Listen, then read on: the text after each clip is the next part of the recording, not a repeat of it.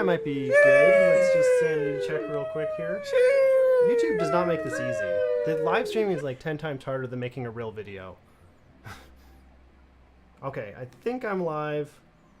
I hope. Just go to the dang video. Gosh dang. Sheesh.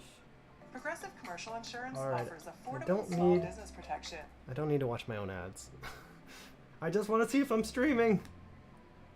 I'm streaming! Yay! One watching. Hey!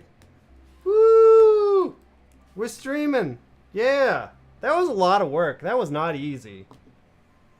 I did not enjoy all the work that went into that. Well, anyways.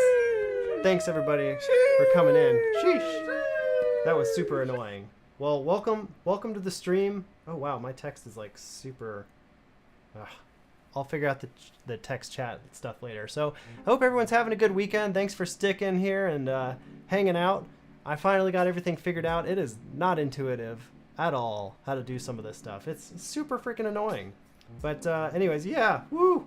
Thanks for joining me on your weekend, or if you're just chilling, trying to hang out on Amazon or YouTube and just, you know, you're just hanging out like me, or you're an introvert, that's also good. Let me fix my audio super quick here.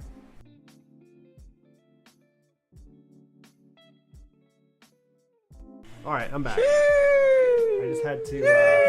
Oh no! My little camera's already dipping down in the frame. That's great. Things are already falling apart. What do you know?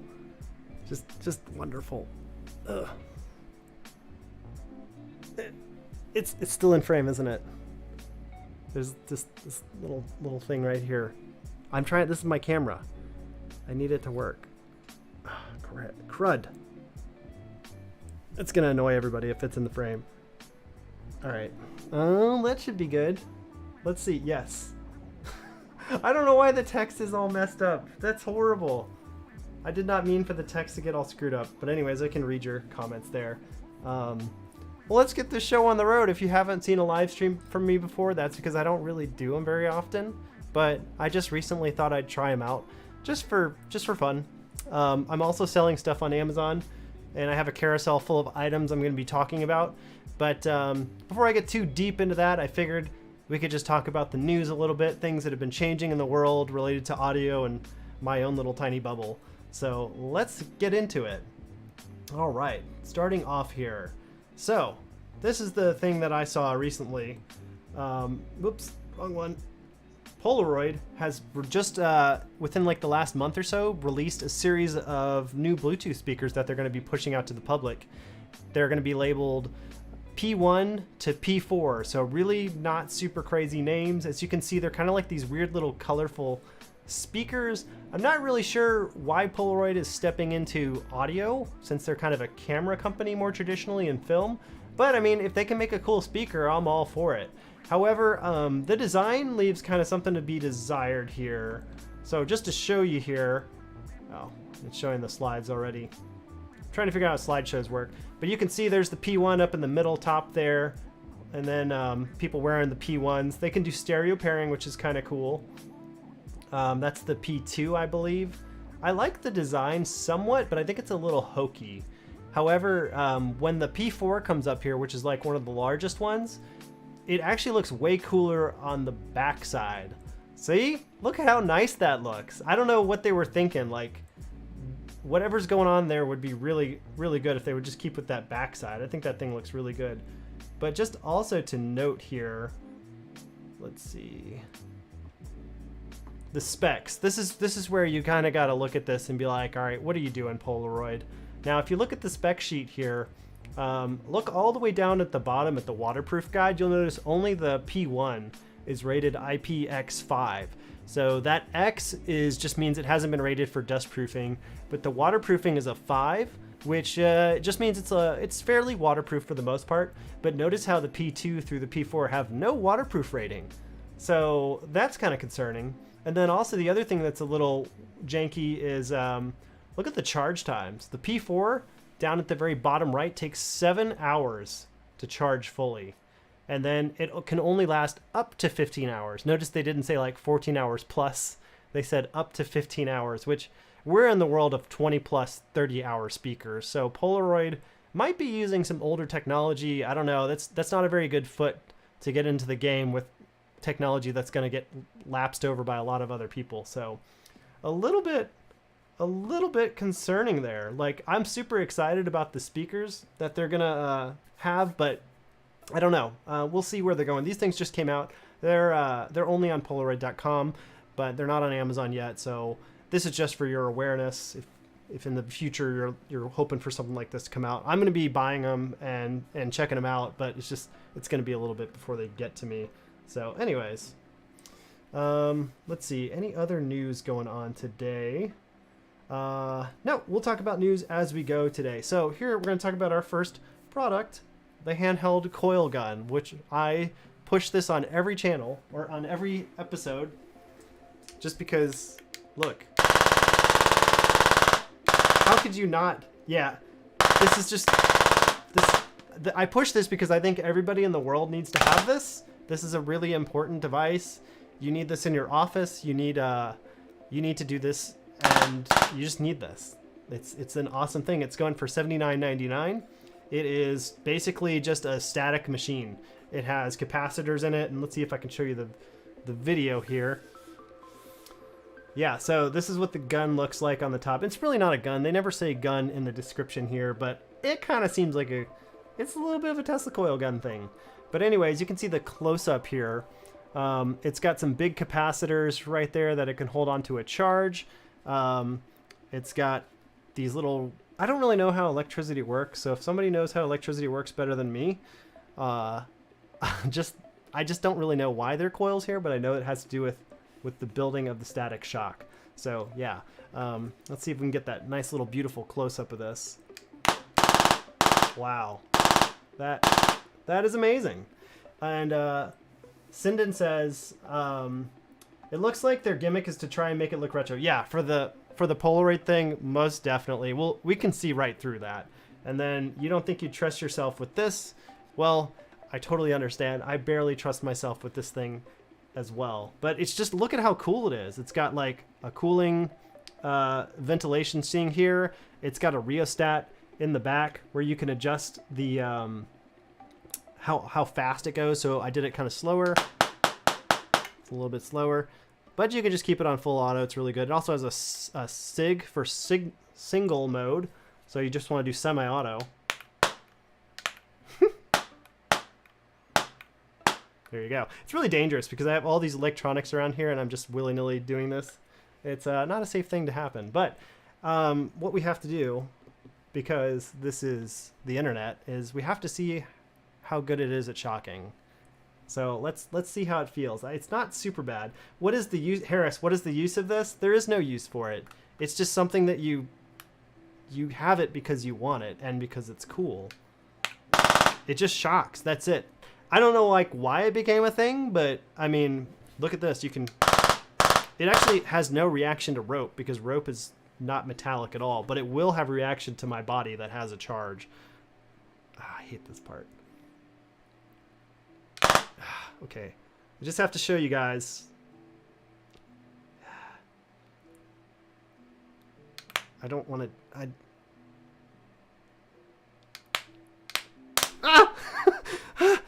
It always terrifies me. I'm going to do it to my knuckle. It's a little less sensitive.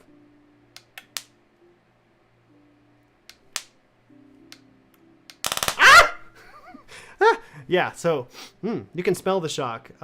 What it does is it burns your hair follicles just a tiny smidge. It's really not dangerous at all to yourself, but it's kind of terrifying and it's fun. It's kind of a rush. So that's why this thing, I would think if you brought this to the office, you might get in trouble or make a ruse or make the day really unproductive because everyone's going to be checking this out. But yeah, that's a little Tesla coil gun. So there you go. I just really like it. So moving on from the Tesla coil gun, we're going to be talking about something a little bit different here today. I have a product that I really like that I'm not sure if everyone else likes as much as me. We have Candylab toys with us today. So let me pull them up. I know I might seem like a child, but there's a reason I'm bringing them up. It's because they're kind of cool, and you could potentially use them as like a office decoration or something, and there's a beautiful simplicity to the design. So the Candylab cars, they come in vans like you see here. All these they're just little wooden trucks and cars, but they have a beautiful mid-century modern design. Most of them are solid pine wood, with the addition of, you know, the wheels and stuff like that. This one has like a little waffle theme to it, but the one you can see down there is the ice cream truck version. There's plenty of different versions of these. They're just really nice, and they're really minimalistic. Like, for example, look at how simple the headlamps are. They just drill a little bit of a tiny hole and paint it. And the same thing for the rear. They just paint them red. These are great for kids. They're super simple. They're really light. They're not super like heavy, like metallic cars. And then moving on to the pink one here, the pink caddy or whatever you want to call it. It's so generic. I love how generic and simple it is. You like the chicken truck because it's detailed? Yes. I like the chicken truck too. Yeah. I love it. It's just simple.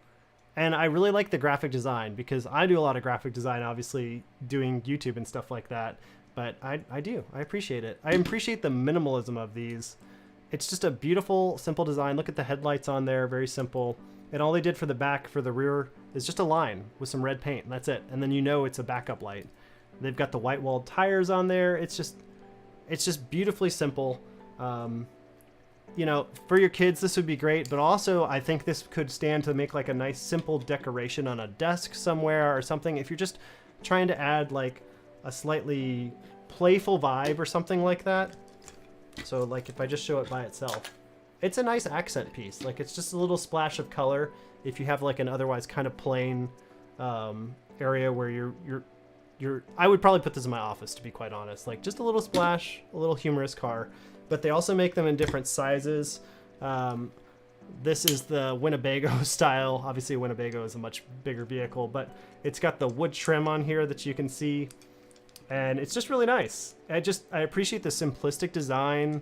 And I think these are all hand painted, actually, because you can kind of see, like, those are not perfect paint lines. I think there's actually someone in the factory painting those.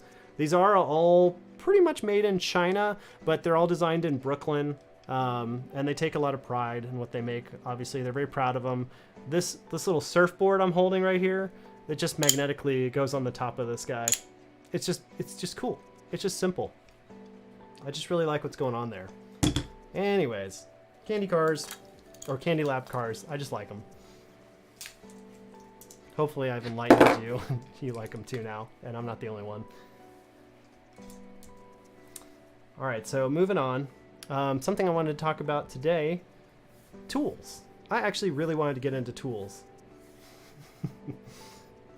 Yeah, tools. So, it's not often that I make videos about tools, but I love tools. I don't know why I like them. I think I love their functionality. I love that they can be really well made and you take pride in your work and your craft. And I think that's like, there's sort of like a Zen thing about it that I really like. And I like them as objects. I think they're interesting. So one object I think you're really going to like.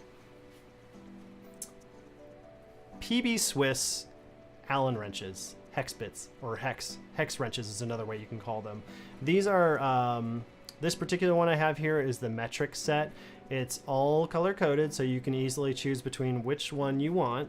And basically, these are just some of the best made hex wrenches you can get. Like, these are pretty much like the Ferrari of hex wrenches. Now, do you need them? Probably not. But do you want them? Yes, they're beautiful. I saw these and I saw the price, like, you know, $56. It's not cheap, but it is a really high quality version of this. And actually, there are other manufacturers that make similar quality and they're just about as expensive. What I specifically like about the PB Swiss ones, aside from the craftsmanship of them that you can just feel from holding it, you can tell it's a high quality product. You can also take pride in knowing that it's made in Switzerland. These are probably the only tools I know of that are made in Switzerland that are hand tools. Most of them are, you know, usually made in China for the most part, or Taiwan. There's massive steel manufacturing system in China and Taiwan that they normally go through, but these are actually made with a proprietary system in Switzerland. The PB Swiss factory takes in its own steel, and they have a proprietary method to produce the specific hardness of the steel that they want. So they have a really corny but good video on YouTube about it that I totally geeked out about. I like them. So just to like kind of show you like the quality of these things. Look at that. Like, look at, that's my fingers. That's not it. Ooh, my fingers. There you go. Look at that. Look, you cannot deny the beauty of that piece. Look at the precision there, how it has the slight chamfering on the edges. That's really nice for certain tool applications so you don't over torque stuff. Think like electronics or automobiles. These would be really good for. And then on the other side here, if I can get it into frame. Ooh, there you go. You've got like a little ball on the bottom there. That is a beautiful ball. That is not easy to make to that level of precision. Normally when you get one of these like from Bodum or, well, I probably shouldn't name names, but there's some really crappy Allen and hex keys out there. I mean, they still work just fine, but if you want really high quality ones that you take pride in, these are the way to go. PB Swiss, they're also really nice. I've communicated with them before. They have provided me tools in the past, but it's only because I had a ton of their tools before. I already invested a ton of them and I just loved them. I was like, please let me see one of your tools. And they donated a few tools to me well, not donated, I guess they gave me the tools to review, but then I went ahead and gave them to another YouTuber who worked on cars to try them out, and he really liked them. It was called Michael's Cars channel. It was really good, actually. If I find the link, I'll have to push it out on like a list or something in the chat. But anyways, yeah, these are the PB Swiss hex wrenches. I just really like them, and I like the colors. As you can tell, I'm very like metrosexual. Like, I just really enjoy design and style. It's a big component of who I am, and I also like the functionality of these tools. So it's kind of a great union of not only functionality but beautiful design. I think that's kind of why I appreciate these. So yeah, let's see what else we got in the queue. Oh boy, here we go. Now we're going to talk about organization. Do you like to be organized? Well, I certainly do. My entire house is meticulously organized, if you haven't noticed. And that same thing goes for my tool chest.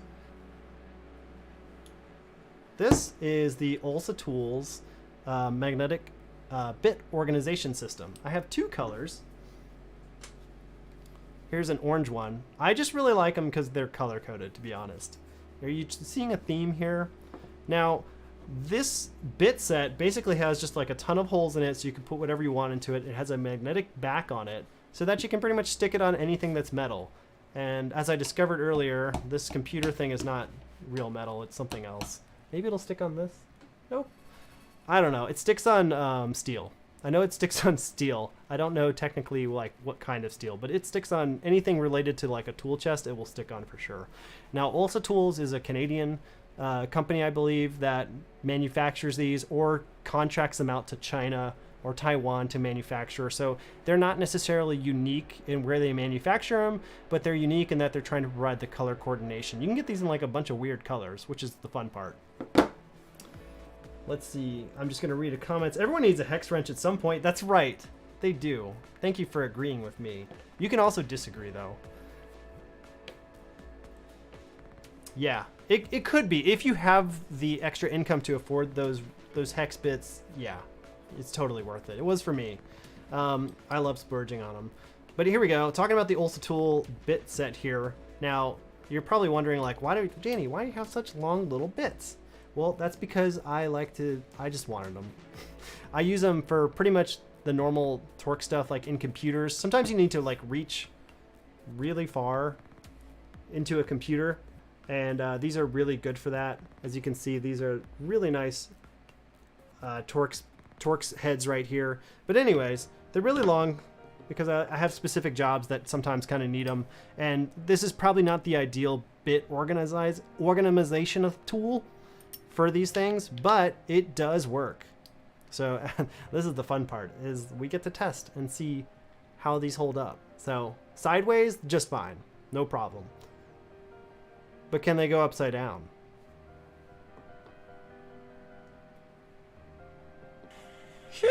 Wow. Look at that. Look at that, boys and girls. They go upside down. Is that not amazing? The fact that it goes upside down and these things are really heavy is pretty cool. Now, they don't feel like the strongest magnets, but like they hold up enough. So what I do specifically in my tool chest is I'll like sit them, because I'm still like figuring out my tool chest, I'll stick them on the side of a drawer so that when I roll it out, I have like immediate access to the bit. But you could also put these like on the side or the top of your tool chest and grab them that way, whatever you want. It's magnetic. You can do whatever you want with it. That's the beauty and freedom of these kinds of little organizational tools. But you definitely should have some sort of organization method if you have a lot of bits in your drawer, just because bits are expensive and they're easy to lose, and this is just one little piece for you to keep tabs on things. And I definitely like to keep organized because almost all of my bits are PB Swiss bits and they're super expensive, so I really don't want to lose them. The primary use, like for me, for example, I don't really work on cars so much, but I do a ton of woodworking, and that's also kind of why I like the PB Swiss sets, because they tend to not strip out on things. But anyways, let's move on here. We're still talking about Olsa tools. I want to give them the recognition they deserve. I've got one more thing from Olsa tools. I hope you guys are excited about this. I was excited when I bought these, so I'm just sharing the excitement here. We're going to talk about the Olsa Tools Portable Magnetic Socket Organization Set. So, if you're like me, you got something you got to put a socket on, right? So you go and you find the thing. It's almost like I prepared. You go and find the thing that you need to put the socket on, but you go and grab one socket, and then you realize you got the wrong socket. Now you got to go all the way back to the tool chest and grab another socket. Well, no more. No more. Because we have the Olsa Tool Socket Organization Kit. Voila, look at that. It's beautiful.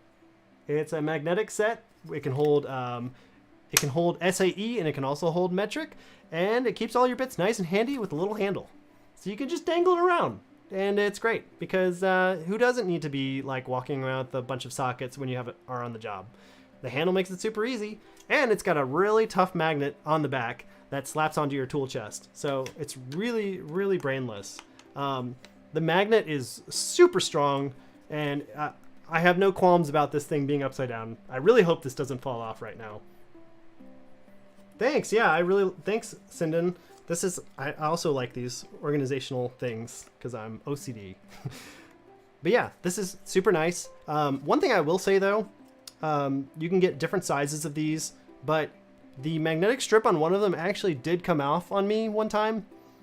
I think I was like putting it upside down and I just yanked it off really fast, and the magnet actually detached and stayed on the tool chest, which was super annoying, but it was really easy to fix. I just literally slap the magnet back on it and it naturally stays there. I think there's like a bit of glue work that needs some help maybe on the back here, but I suspect that everyone else who makes a similar item, they're probably not any better than the Olsa tools. The nice thing about the Olsa tools is they have a really nice color to them. You can get this in red and other colors, in different sizes. You can get, this is the 1/4 inch sockets. You can get them in 3/4 or bigger 1/2 inch sockets if you need them, and they do get quite a bit bigger. But I figured I'd show you a picture of what that looks like. I went and took a picture for you.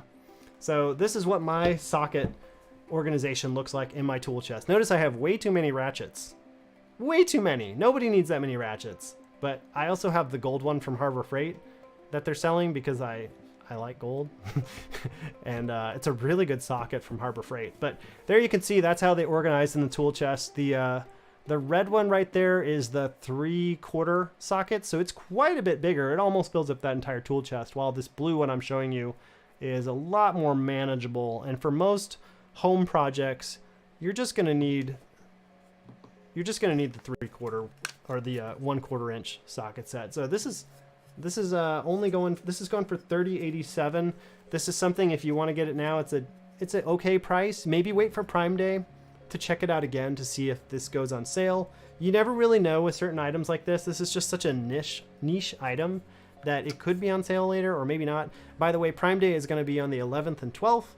I guess Prime's like doing twice a year now, so it doesn't feel as special, but still, like, that's when you get your deals. Like, Black Friday will be coming up, stuff like that. So this could be a good stocking stuffer, though it would probably also fill up your entire stocking. So never mind.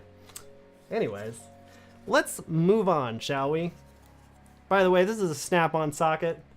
I paid like $100 for this thing. It was such a ripoff, but it is probably the nicest socket I have, or the nicest ratchet I have.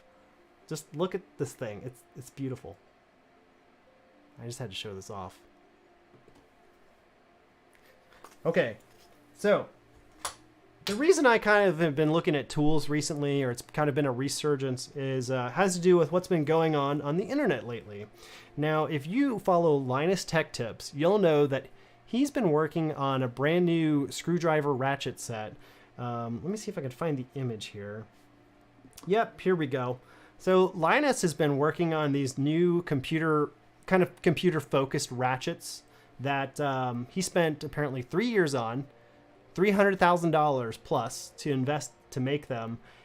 And he has a 3-hour YouTube video about how they made them, and it's absolutely fascinating how it's done. Like the amount of like OCD that went into this, and like made sure that these screw bits are gonna be amazing is great. But you can't even get them right now because they're selling them in waves. But this kind of spurred my interest in like, well, what do we currently have available that could be a nice alternative to these? These are probably going to go for like $80 a pop. So not cheap, but they're going to be awesome. So let me pull that off the screen here and we'll talk about screwdriver ratchets. And then Nico said, love it. Yeah, man. And then Robert says, greetings from Georgia. Hey, Robert. How's it going? Thanks for joining me. Even if it's just for a short while, I appreciate you saying hello. There's been a lot of stuff in the news on Georgia, but it's all about politics, and we don't have to talk about politics today. So, anyways, welcome. I wonder if it's cold in Georgia. I'm in Las Vegas, and it's getting like slightly cooler, but it's still really hot here. Like last month, we had like 110-degree weather. It was horrible. I know Georgia is not cold either, though. I know it's like Georgia's like super humid and stuff and kind of gross. So, I'm from Louisiana, by the way. So, I understand the humid, hot weather. So moving on here. All right. We're going to talk about screwdriver ratchet things. I honestly can't remember if it's considered a screwdriver or a ratchet, but let's move on. So I'm bringing back the PB Swiss. Now I have the purple version. The one in the carousel on Amazon is red, but they're the exact same product and they are a nifty little PB Swiss screwdriver. So I'll show you what it looks like here. So basically, this is just like the Rolls-Royce of screwdrivers. It's actually, this one is not a ratchet, just to not confuse anybody. This one, all it is just, it's called the Insider pocket screwdriver because it's like tiny enough to fit in your pocket. Let's see, does it fit in the pocket? Yeah, awkwardly. Sort of. Well, yeah, look at that. Yeah, kind of. Anyways. So what's kind of nice about this thing is, yeah, it's a plastic screwdriver, but the plastic is custom made by PB Swiss. It's a cellulose acetate Beautyrite, which is their own kind of proprietary mix. One thing that's really unique about the plastic they use, and something you can use to authenticate if you have real PB Swiss stuff, though I haven't really seen it been faked anywhere, is if you smell it. This smells like a wonderful vanilla candle from Bath & Body Works.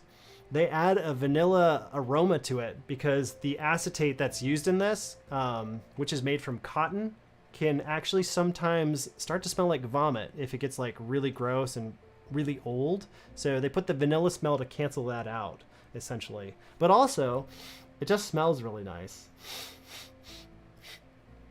It's kind of like when you smell a marker and it sort of vaguely smells like M&Ms. That's kind of what this is. It's very pleasant. But that's how you know you've got a genuine PB Swiss. Hey, Alex, thanks for coming back. Yeah, the vanilla smell. We were talking about this. This is made in Switzerland, like all of their stuff. But what you're really paying for with this screwdriver is not just the plastic screwdriver here. And by the way, Dustin says 2 nights in a row Woohoo, Seattle. Oh, Dustin's in Seattle. He's commenting on Amazon. Dustin, I can't actually comment on the stupid website here, so I'm going to try and pull it up on the laptop. I just want to acknowledge that you commented, and I appreciate it. Woo! Seattle. Yeah, Dustin. Thanks for watching. I appreciate it. Keep smashing the little star button. I don't know if it does anything, but maybe. Maybe it like gives me something or gives us all some free stuff. I don't know. Probably not. But anyways, what you are paying for when you get this PB Swiss screwdriver here is not just this little, you know, plastic setup here that's decent. You're also getting PB Swiss bits. So it comes with 1, 2, 3, 4, 5, 6, 7, 8. It should come with 1, 2, 3, 4, 5, 6. I think it comes with 6 bits total, actually, if I'm not mistaken. 6 or 7. I'd have to read the webpage, but these are all actually PB Swiss manufactured bits. So you're getting like extremely high quality bits in this thing, and that's also why it's kind of expensive. At $48, this thing is not cheap. This is for people who are really serious about their screwing. I'll just show you the bit. This is the number 2 Phillips head that this comes with, and I apologize for my ugly fingers, by the way, but I'll try not to show them. Ugh, I can't hide them. There we go. That's the PB Swiss. As you can tell, that is a really high quality bit. The head on that thing is super nice, super precise. Look at that. You're getting really high quality bits when you buy these, and they're all like that. In fact, here's a Torx bit inside of it. You'll notice it has like a plasma. It has like a plasma coating on it to give it kind of that weird bluish color. These are really high quality bits. So if you're looking for not only a screwdriver, but really nice bits, this might be a really nice way to start. You could even put it in the Olsa bit organizer. Oh, I see how I'm tying things together here.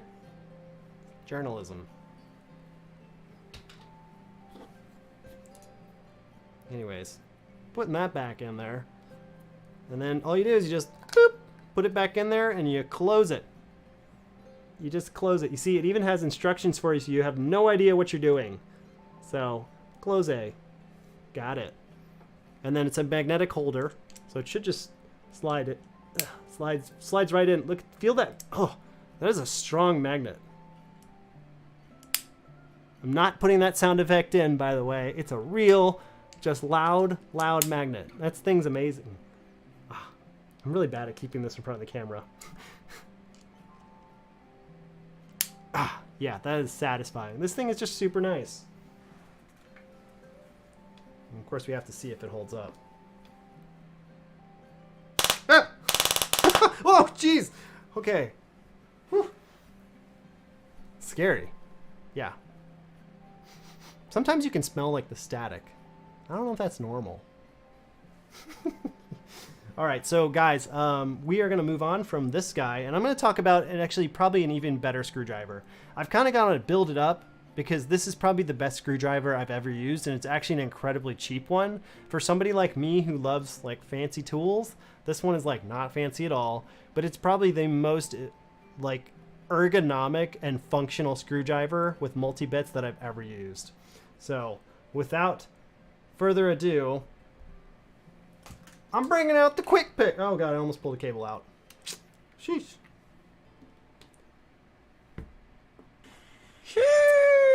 Oh, god.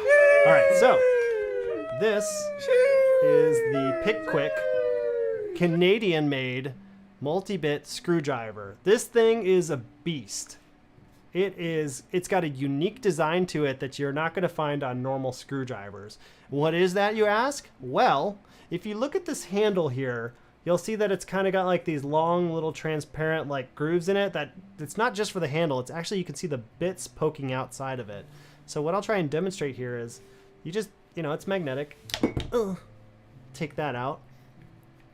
So I have my 1/4" slotted thing here. So let's say I want, I don't know. Let's say I want a different bit. Let's say I want this big boy screwdriver. You just push this one in, and while you're pushing this bit in, the other bit comes out. Is that not freaking amazing? It's so simple. It is absolutely insanely simple. It's just so intuitive. Not only are you getting the new bit, but you're naturally putting the other bit away at the same time. And they're highly visible inside of here.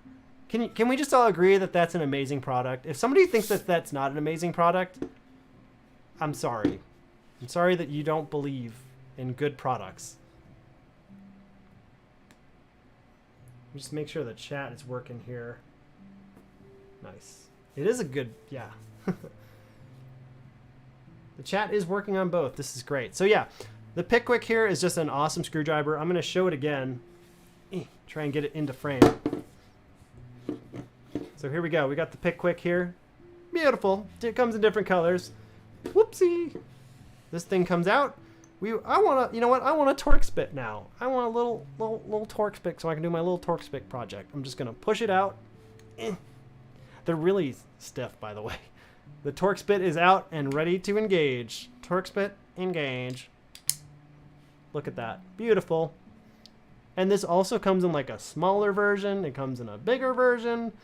For like $12.50, you can't go wrong with this. This thing has been perpetually cheap. It has not been affected by inflation like a lot of things. It's just a really good deal. I keep this one in my car. That's how much I like trust this thing, is like it's in the car for emergencies. Like I don't want to be screwing around when I'm in the car and I really need to unscrew something. This thing should accept other bit sizes too.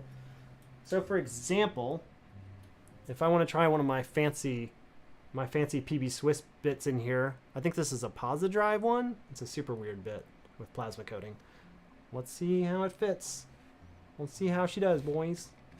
Woo! Look at how nice that is. Is that not? Yeah, right? It's amazing.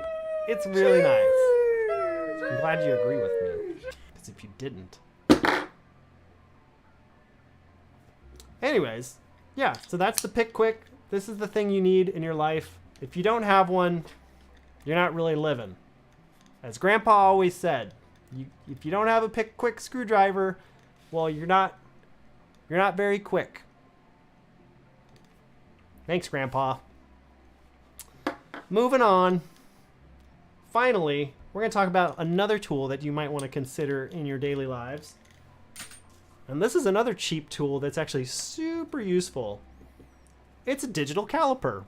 This thing goes for less than $10 on Amazon, but it is incredibly useful for when those times you have that you realize that nothing, like absolutely nothing can measure something as accurately as a caliper can. Alex says that screwdriver seems like the most convenient one I've ever seen. Alex, yes, it is indeed like literally the most convenient screwdriver. Get one in your house now. Get one immediately. Also, they're made in Canada. So here is the digital caliper. What's really nice about this caliper is, one, it's super cheap, so it's really nice in that sense. But it's actually made out of plastic on the caliper section. And most of you might be thinking like, oh, plastic, that's terrible, it's super cheap. But actually, the plastic is really nice because it doesn't mar the surface of whatever you're measuring. I have a metallic version of this that I used for a while, but I actually transitioned to a plastic version because like in my woodworking, it kept like slightly dinging the wood when I would measure on it. Like if you clasped down on the wood or something like that, then it would just mar the wood. So having plastic is actually super nice. You don't want metal on metal if you can avoid it because that's how you scratch paint and stuff. So plastic is actually the ideal material for this. It's really simple to use, and everyone should have a caliper in their lives. It's just very convenient. For example, if you need to use the calipers, you turn it off. To turn it on, you just press the on button. But let's say like it's off a little bit, like you just happen to be like a little miscalibrated. Oh no, I need to calibrate my calipers. Well, this is how you do it. You press the 0 and then it zeroizes, and then it bases that particular position as the 0 reference point. See how it goes to a negative now? So now I'm out of calibration, so I want to calibrate it again. By the way, is this easier to read? Yeah, let's do this. This is the right side up. I'm sure everyone was struggling to read this just then. So now you can see that it's miscalibrated. So I just press the 0 and it's fixed. And that's it. And what's really cool about this thing is not only can you just measure on this side, like if I want to measure my finger width here, let's see, I'm at 0.48 inches. Also, by the way, you can quickly change it to millimeters there if you need to. I'm a 125 millimeter finger, a 0.49 finger, so almost half an inch. There we go, almost. It's pretty accurate. But let's say I don't want to just measure my finger. Let's say I want to measure, oh, I don't know, the distance between my fingers. Even though that's constantly changing and we know this is a very unrealistic scenario, let's just go with it for the purpose of me selling it to you. What you can do is you can, oh my god, this is really difficult. I'll just do it upside down for this. You can actually just use the outside here to measure the distance, and then you can find out the distance, which this is 1.3 inches apart. Or that's right side up. 1.3 inches apart. And that's not all. There's another way you can measure stuff on this thing. See, look at this. Just look at this. I'm gonna make the sound effect.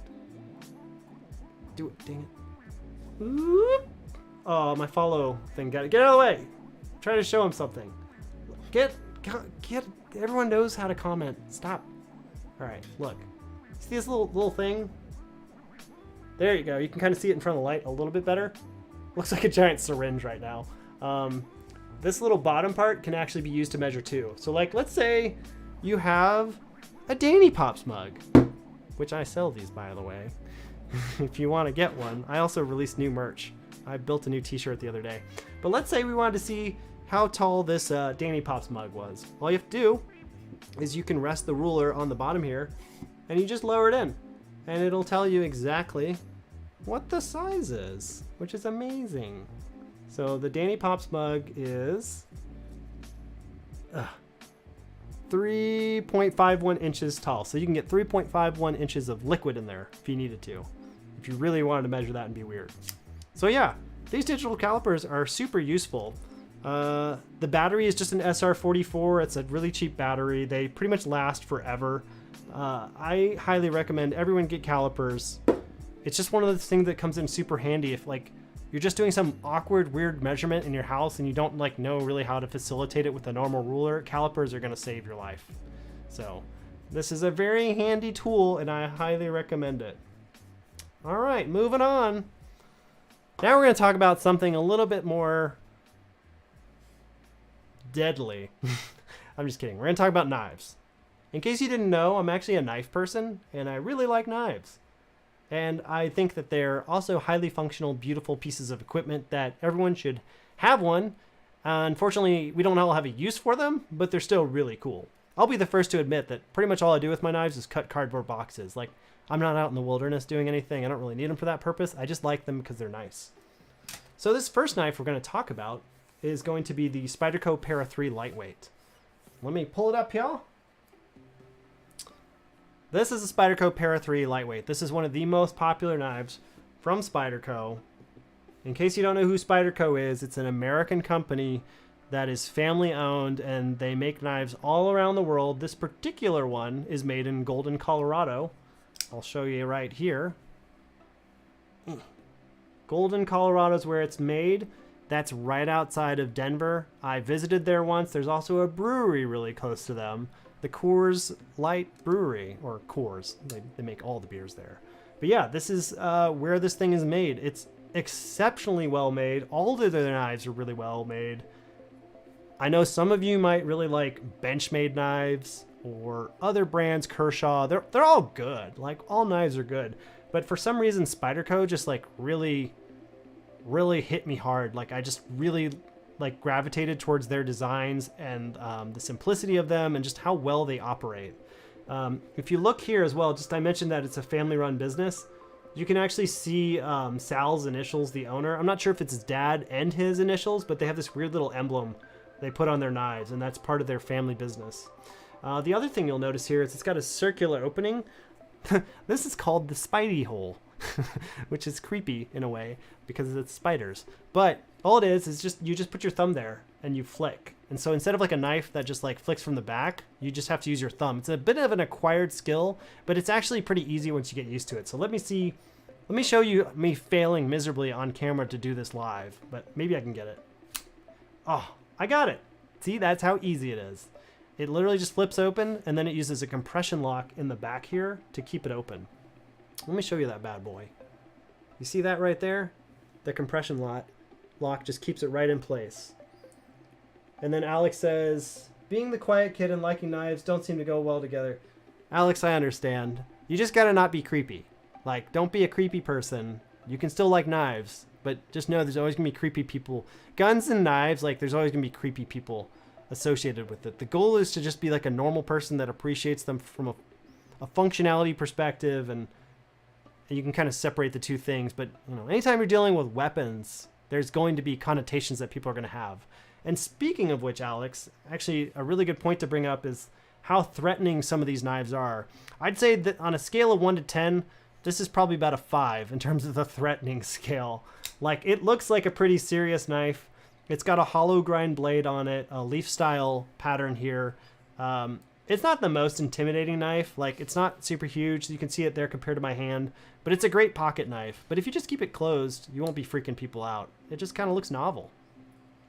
Now, Spyderco makes a lightweight version of this, and then they also make a like a heavier version with G10 scales. G10 is like a fiberglass composite, but this one is just plastic, and it's a very light knife. Light knife. It's great. It fits really good in your pocket. This little clip here is super easy to put in. Look at this. We're gonna clip our knife here awkwardly. You can't even tell I have a knife right now, which could be a good or a bad thing. But there you go. It clips in. It looks great. Look at how fashionable I look in my lumberjack outfit here. Like, I look like I'm gonna go out to the outdoors or something. Like I live in Colorado or something. But anyways, yeah, this is the Spyderco Para 3. They actually have a paramilitary 2 that this was inspired of, but this is the most popular style of knife that Spyderco makes. It's just because the reason is because it fits so well in the hand. You can see the choil here. It's a little grip. It's called a choil, and basically your finger goes there. And so you get a really good purchase on this. Now, this particular one, the lightweight one that's going for $154 on Amazon, it's got SPY27 steel, which is like Spyderco's own proprietary steel. I think they have it manufactured by Crucible, if I'm not mistaken. But it's actually a steel that's not super well known about, but I can show you a comparable steel and just talk a little bit about like the quality of the steel they're using. So even though this is not the specific steel that's being used, it's kind of considered the comparable steel. So here's let me get rid of that picture. Boop. So the Para 3 here has SPY27 steel, which the kind of the closest comparable steel that I was told is S35VN, which is a really nice steel. The upper left is edge retention, and then you see that like the bottom part of the the square. I don't think that's a square. Is it a? What's the name for a square when it's like not square anymore? It's got 4 sides. Some smart person tell me what that shape is. Anyways, I'll keep going. But you can see there's a bottom part to the shape that's kind of lingering closer to the edge. Well, that is corrosive resistance. So this knife, this SPY27 steel is pretty similar to the S35. It's supposed to be very corrosive resistant for the most part, and also very easy to sharpen the edge on this blade when it needs it. Overall, it's just a great steel. It's a relatively new steel they produced in like the last decade or so. A lot of people are trying to get it. The fact that it is available on Amazon is pretty amazing, because these are sometimes kind of really hard to find. So anyways, that is the steel that is it's very similar to the steel that's being used in here. Oh, and then of course we gotta do a cut test. Of course, what would a knife thing would be without a cut test? JG said, Yardley said, nice setup in the media room. Thanks, Yardley. I appreciate it. It was important that it sort of looked put together here. If you could see the carpet, though, it's full of just stuff that I'm trying to show on here. JG says, I had that knife in black, and security threw it away when I was camping at Coachella. Oh, no. That sucks. Yeah, I guess bringing it to concerts is not a good idea. A rhombus. Thanks, Yardley. I think you're right. I think that's a rhombus. I don't know. I'm not a mathematician. I don't understand these geometry things. Yeah, so let's do a quick cut test with the Para 3 here. This again is like one of the most popular knives from Spyderco. This model, not necessarily this steel and grip combination, but I like the blue. Let's get this up here. Let's get some paper. This is a nice map that I found that was decent paper. So this paper kind of has like a little curved edge on it, so I don't know how well it's going to cut. Granted, I haven't sharpened this knife like ever, and I've owned it for like a year or so this might fail miserably, but just trust me, it does cut well. You just have to believe me. All right, here we go. Crap. Oh my god, it's not cutting it. I'm gonna do the other side. Let's just ignore that. It's kind of hard for a knife to start without a lot of force on an edge like that. You really just need a different, here's a nice flat edge. This should work better. If it doesn't, then I'm gonna be really pissed off. Don't look at me. Look at that. Oh my god. That was the worst cut I've ever done. I swear to God, this is actually a good knife, but that cut just really is not great. Sheesh. I have to play that audio when I make a mistake. All right, we're gonna try this one more time. I have to get it in frame. Okay, here we go.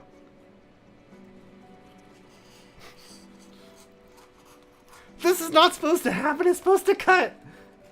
Look at that. Okay, once it gets going, it's actually pretty good. But you can see I've already used this knife quite a bit to cut things, so it's probably due for a sharpening. You can see I've like cut through a crap ton of stuff on it. Some of the other knives I've shown I use a lot less, and you'll really be able to see the steel quality. But let's just, we're gonna cut another piece of paper here because I'm embarrassed. Oh, look at that. Part of the problem is that like trying to cut it while I'm on camera at a really awkward angle doesn't work because you don't have the right amount of leverage that you need to get the blade in. So I'm gonna blame it on physics. But anyways, that is the Para 3. If you are interested in getting one in your military, go to there's a way to get it if you have military, and it involves going to the source. So I'll just put that out there, but Amazon also has really good prices on these, so just keep that in mind. It's a really, really good knife. Moving on to other knives. I spent a ton of time talking about that one. Now we're going to talk about a fancy one. This is the Spyderco Watu. This bad boy is inspired by, I believe, either a region in Africa or by an African tribe. I don't know a lot about it. I was more just enamored with the way this knife looked and how it operated. So this is the Spyderco Watu. This is kind of considered like a gentleman's folder. It's a hollow grind blade, and it's got a super sharp profile on it. You could stab things super easily with this. This thing is like kind of scary sharp, but just look at it. It is beautiful. Oh, I got a subscriber! Thank you for subscribing, Lokshwar. I don't know how to say your name. I'm so sorry, but thank you for subscribing. Also, I didn't know that's how it works. Like, I didn't know the notification would work, so I'm super happy about that. Thanks for subscribing. I appreciate it. So this is the Watu, and what is special about it, not only is that it's just a very thin profile, it's got a carbon fiber composite handle on it, which just looks really nice, and it feels really good on your skin. It's kind of like a in-between plastic and like something a little bit more textured and rough. It's just the right amount of grip for like light work. But what's really cool about this knife is the steel it's made out of. So here, let me show you. It's a, it's the, God, I can't even read it. Let me see. Oh, 20 CV steel. So it's made out of 20 CV steel, which is a very expensive steel. It's considered a super steel, and all a super steel is just a steel that came out a lot more recently than other steels, and it's just the metal are just like refining the quality of the steel. This is right up there with like S90V steel and other types. In fact, I'll show you a picture of the steel that we're talking about here, if I can get that up. I think I actually have a picture of this steel. So here's 20 CV steel. This is from Blade HQ, by the way. They have these nifty little charts. As you can see here, the edge retention is really good. That's the upper left, a 7 out of 10. And then the corrosive resistance is a 9 out of 10. So this thing you can be cutting at the beach all day long, apparently. You can see though, like as this rhombus changes shape, like it has to give and take certain things. So as a result, like it's not super tough. And then Ease of sharpening. It's not super easy to sharpen. That's the other thing. Because it's such a hard steel, it's actually very difficult to sharpen, but it will retain its edge for a very long time. So there you go. Little metallurgy information for you. I bet there's no one else on Amazon that talks in that much detail about knives, except for like the knife salesman, which I am not. But yeah, let's do a little cutty cut boy test with the Watu here. Yeah, gotta love the Spidey hole flick out. Now this one is stupid sharp, and this one should not give me any grief cutting. So here we go. Try and give you that good little angle. You know what? I can't. I just have to cut it. That edge is really hard to cut. No, that's not fair. Don't laugh at me. I'll try again. Oh, look at that. Oh, yeah. It just cut right through it. Nothing. Isaac, thank you for subscribing. I appreciate it. You made my little dinosaur thing happy. So it can live another day. It will die if there's not enough subscribers. So thank you for that. Isaac said, yeah. Bud K, are you saying, I think you mean Buck. Buck has really good knife options. Oh yeah, Buck is a great deal. Those are awesome knives. Like, I'm definitely not above any knife brand or anything like that. I just really like Spyderco's, and I happen to be in an income bracket where I can kind of afford them. So, but yeah, Buck makes like no-brainer good knives. And if you're good at sharpening, that's really all you need, because sharpening is the key to keeping a sharp knife. But yeah, look at that. Look at how beautifully this thing cuts. It's like if you just drop this knife, it would just cut right through this paper. In fact, this paper is like kind of dying right now. Let's see how this does. It's when the edge is folded, it doesn't work so well. So let me just fold that up. It's not a trick. It's just, it doesn't work as well when there's no give. Okay, there you go. Success! Got it! Let me see if I can just show you again. Once it gets going, it cuts it pretty good, okay? It's just, I'm not really good at starting it, but just look at the beautifulness of this blade. Look at how nice that is. Also note that this knife is actually made in Taiwan, which for a lot of us would probably be kind of like a red flag. You'd be like, oh, Taiwan. But Taiwan actually is, for Spyderco, makes some of the best knives that they manufacture. Their Taiwan factory is like beast level when it comes to quality control. So a lot of the knives that come out of Spyderco, like their best knives, are actually from Taiwan and not from the Colorado factory. And most of their blades, like probably this one, has been hand sharpened, because I know that almost all their blades that come out of the US factory are hand sharpened.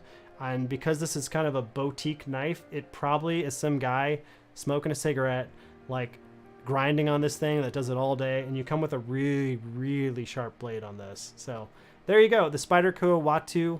I waited over a year to buy this knife because when it was first coming out, like, I'm pretty sure I was like the biggest fanboy of it.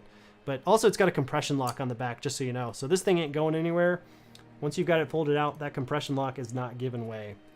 So moving on here to something a little less expensive, but also a Spyderco.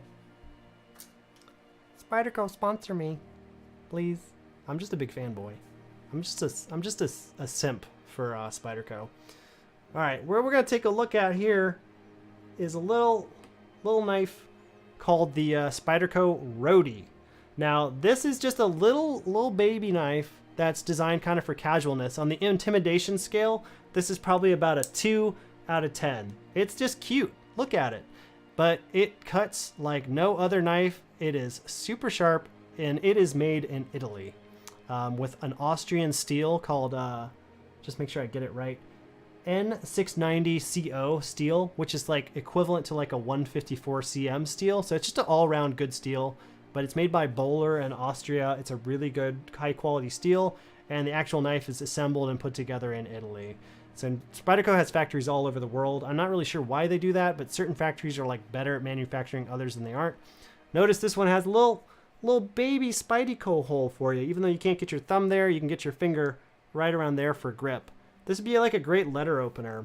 And while this is not a back compression lock or anything like that, meaning this knife doesn't have like a lock on the blade to when it goes back in, it's the fit and finish is extremely good. So like you can't just willy-nilly close it. You actually have to really depress it to get some pressure on it. The only way to do it is like to have two hands almost. That thing has a really solid feel. For just a folding knife with no lock on it, this thing's pretty amazing. Like the fit and finish is amazing. So let's check out the cut test on this guy. Let's see how she do. Nothing. It just literally cut the paper in half. Test is over. This knife broke the internet. JG says, yes, JG understands the Taichung Taiwan knives. And yes, Taiwan is not China. We are Americans here. We know better. Have I seen the Payson?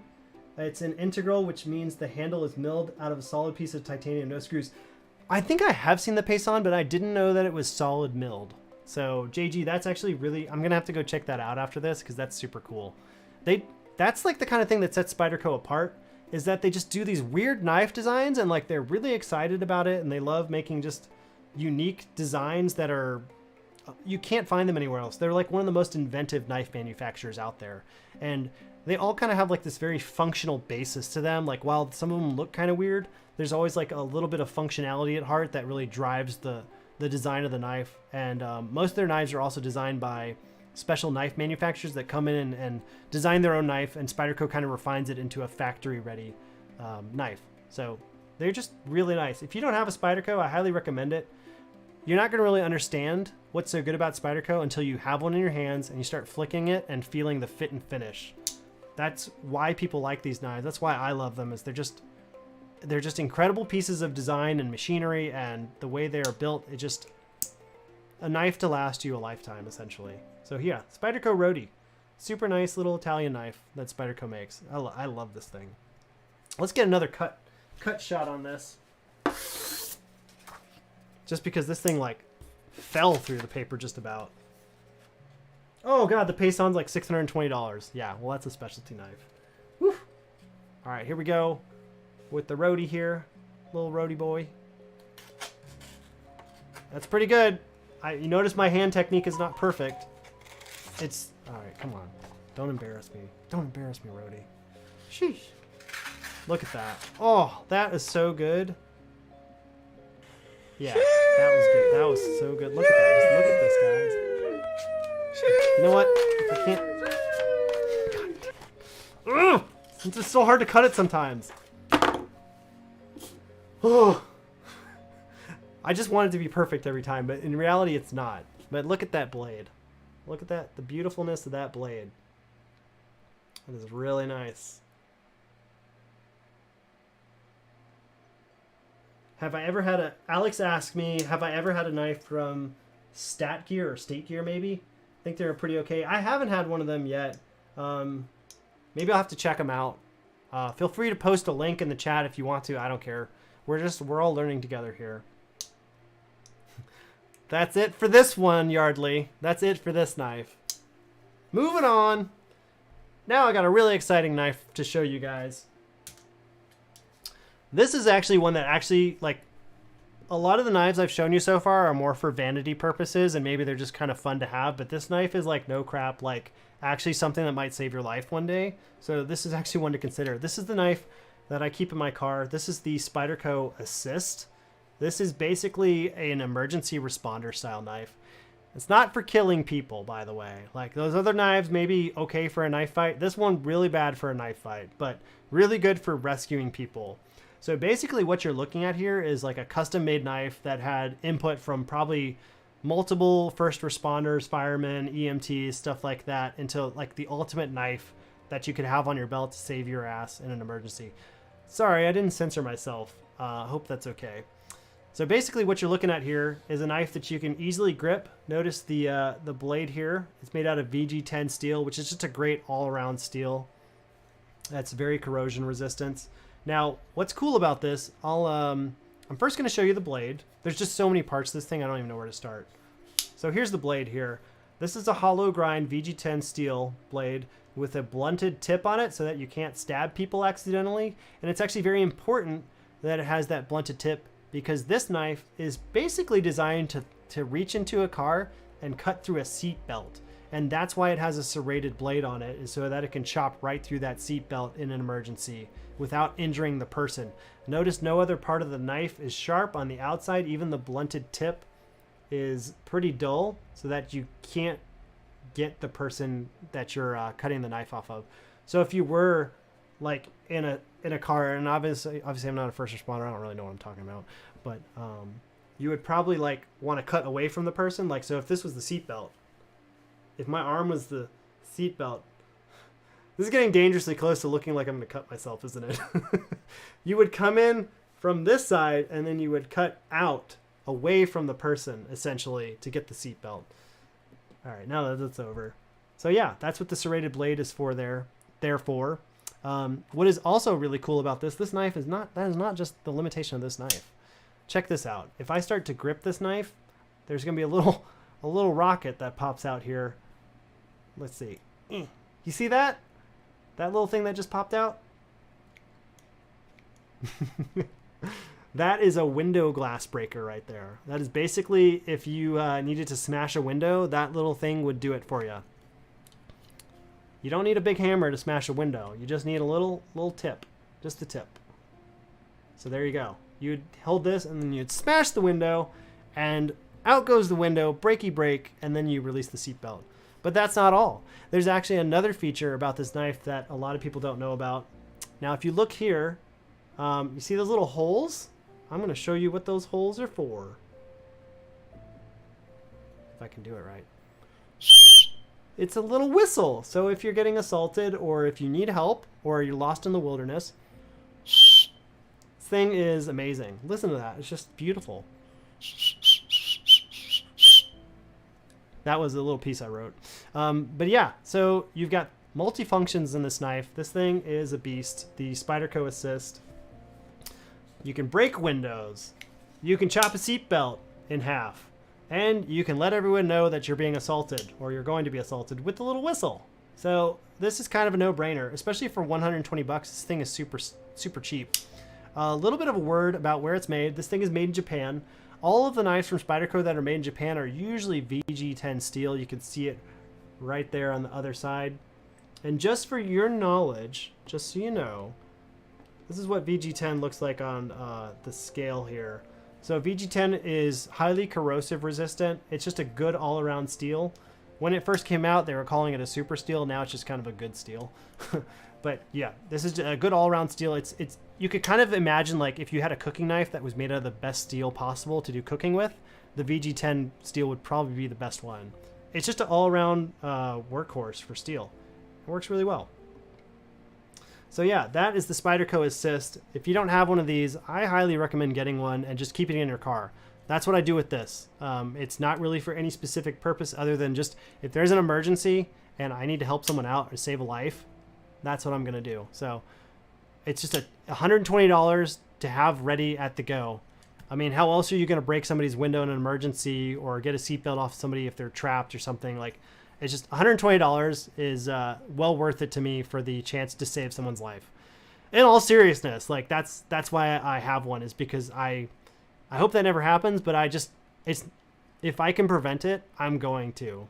I feel the same way about tourniquets, actually. Like, that's another really important tool you can have for first care response. So anyways, Spyderco Assist, yay! And then if you want an even cheaper option, this is the last knife we're going to talk about today. Oh wait, hold on, let me do a little cutty cut just for you people. Do a little cut. All right, here we go. Spyderco Assist. Actually, that's pretty good. That is not bad. Wow, pretty good. All right, moving on. Okay. We're going to talk about the Spyderco Delica here. This is the purple version. This is just an all-around really good, high-quality, cheap knife. Relatively cheap. Not, maybe not the cheapest. And Yardley's asking, what's the circle on the blade for? Oh, Yardley, so the circle on the blade here is just called the Spidey hole. And basically what that is designed for, like all of Spyderco knives, most of them have a hole. This is also the worst knife to do it on, but you can just flick it open. That's literally all it is. So instead of like a back flipper or something like that, you just have a little Spidey hole. It takes some finesse to get good at it, but when you're good at it, it's a very satisfying way to open up a knife. It's a kind of a great fidget tool, to be honest. And then New Edge asks if any flashlights. No, I don't have any flashlights on this one. Maybe I'll have to do that for another one. Good suggestion though, because there are some flashlights that I use a flashlight every day at work. So I have an opinion about it, but I'll save it for another stream. And then Arigit, I don't know how to say your name. I'm so sorry. I'm just gonna call you A. A says sound quality Flex or the Stockwell 2. The Flex. Get the Flex. I'm just gonna tell you right now, the Stockwell's super cool, but the Flex is better. All right, so this is the Delica here. This is a great cheaper knife. It's made out of VG10. It is made in Japan. You can also get them in a serrated blade if you need to. So let's just do a little cutty cut test here, and we'll do some speaker checking out for all you speaker files. So here we go. Woo! That VG10 cut good. Look at that. Woo, that is incredible. Wow. Beautiful. There's the Delica. So, all right, guys, I'm gonna take like a 20-second break, and I'll be right back, and then we're gonna talk about speakers. So bear with me for just a sec here. I will be right back.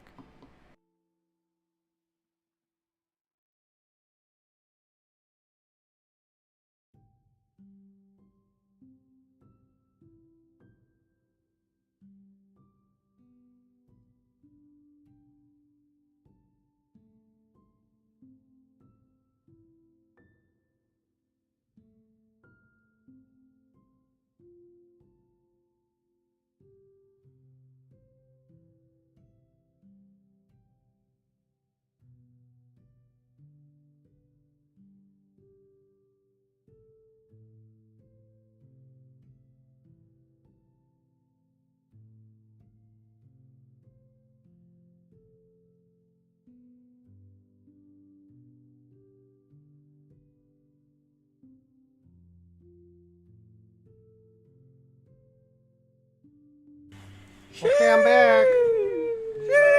Everyone can sing a sigh of relief because I'm back. So, let's see. Let me just catch up on the comments here. Make sure I've got all the comments in the queue read. Dustin has been great on Amazon. Dustin, thank you for leaving all the comments. Thanks for the feedback. Just writing on my Amazon stream here. There we go. And then everybody on YouTube, let me make sure. Oh, Alex asked, where did you get the desk taco from? Oh, Taco Cat. So this is something from Exploding Kittens. Apparently, I haven't played the card game, but it's just like a thing on their website or part of their universe they created. And I got it from a claw machine game. That's literally it. I just love it though. I don't know, like it's been a staple of all my videos. I just like putting it in it because it's just so cute. And I love it. So it's Taco Cat. Thanks for noticing it, by the way. I kind of force you to. Like I literally put it prominently in the frame so that you can all see it.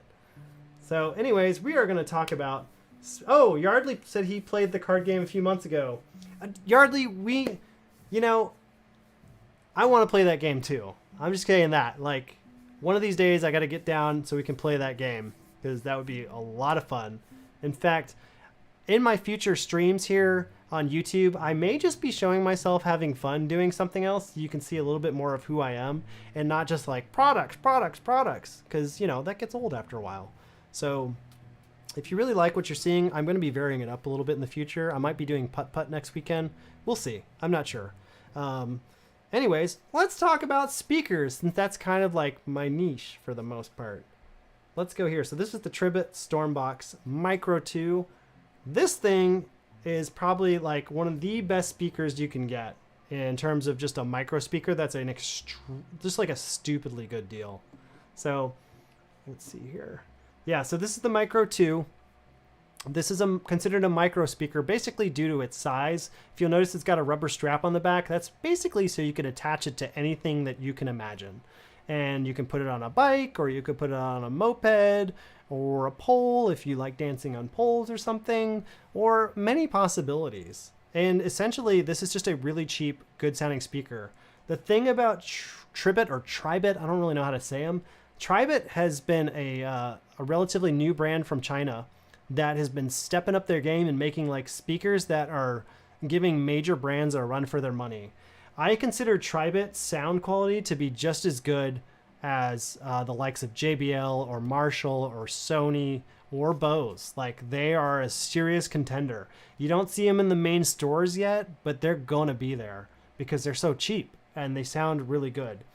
So for the Micro 2 here, I figured we'd just play a little bit of audio. So let me get my Bluetooth set up here just so we can do a little sample. Get that the bad boy Bluetooth on. Oh, I also have like 6,000 devices on my phone, so let me make sure I get the right one here. Just gonna power it up. With our powers combined, we will turn it on. Yes. The Tribit is on, and it's connected. Simple as that. I have done videos. I've done several videos with this speaker, and it blows me away every time how just good it is for the price. So we're gonna listen to a little music here, and just have a good little time. I just have to find my. Oh, there's my drive. Oh, you're not gonna let me sign in from there? Lame. Allow. Yes, that was me. Yes. Done.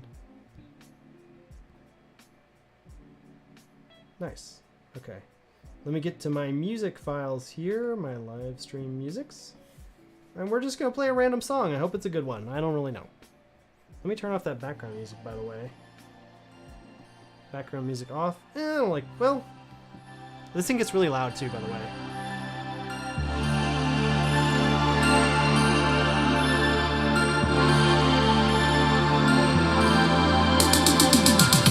Wow, sounds amazing.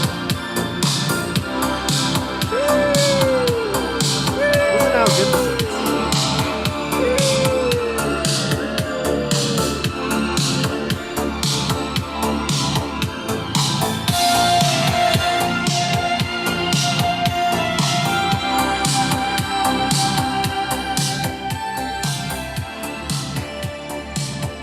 Yeah, so it's just a really good speaker. The amount of bass that this thing kicks out is like incredible, and just the fidelity of the sound it's all there. Like, it doesn't feel like a compressed sound at all, and the amount of bass this has for this size, it just sounds really good.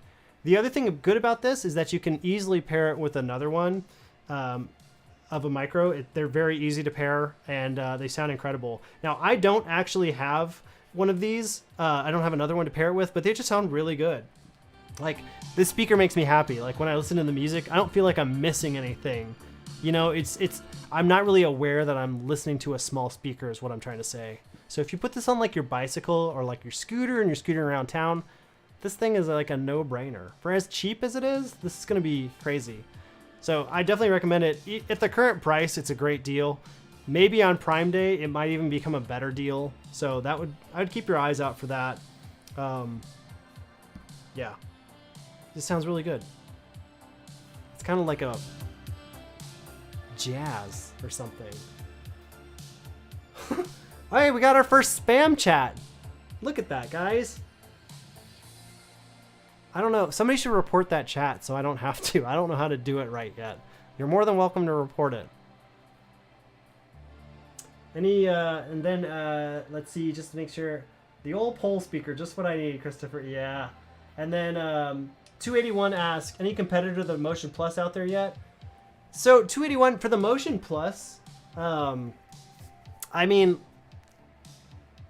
I don't think there's a direct competition for it just because it's kind of an unusual speaker, but I actually still like the Bose more than I like the Motion Plus, so it's varied on opinions. I'd like to see them come up with an updated version, though. I bet they could do really good if they would come out with an updated version. Soundcore is getting better and better. So maybe there's a Motion 2 Plus coming out. I am actually in talks with them, so maybe I'll have to ask. All right, so, oh, looks like I have something very random in the queue here that I'm gonna have to talk about. So let me just turn off the Micro 2 here. If you don't own a micro speaker yet and you want one, just get the Tribit. It's kind of a no-brainer. All right, so this is also so I can test my stream abilities here, but I am going to talk quickly about something that's not a speaker. It got jammed in my queue, the Kasa smart plug. So if you're like a smart plug person, you're going to really like this Kasa thing. In fact, I have a little pitch that I'm going to play for you really quick. So if you're on YouTube and you just need a break, go get a drink right now. I'm going to just play a really quick video about what I think of this Powerstrip Kasa thing.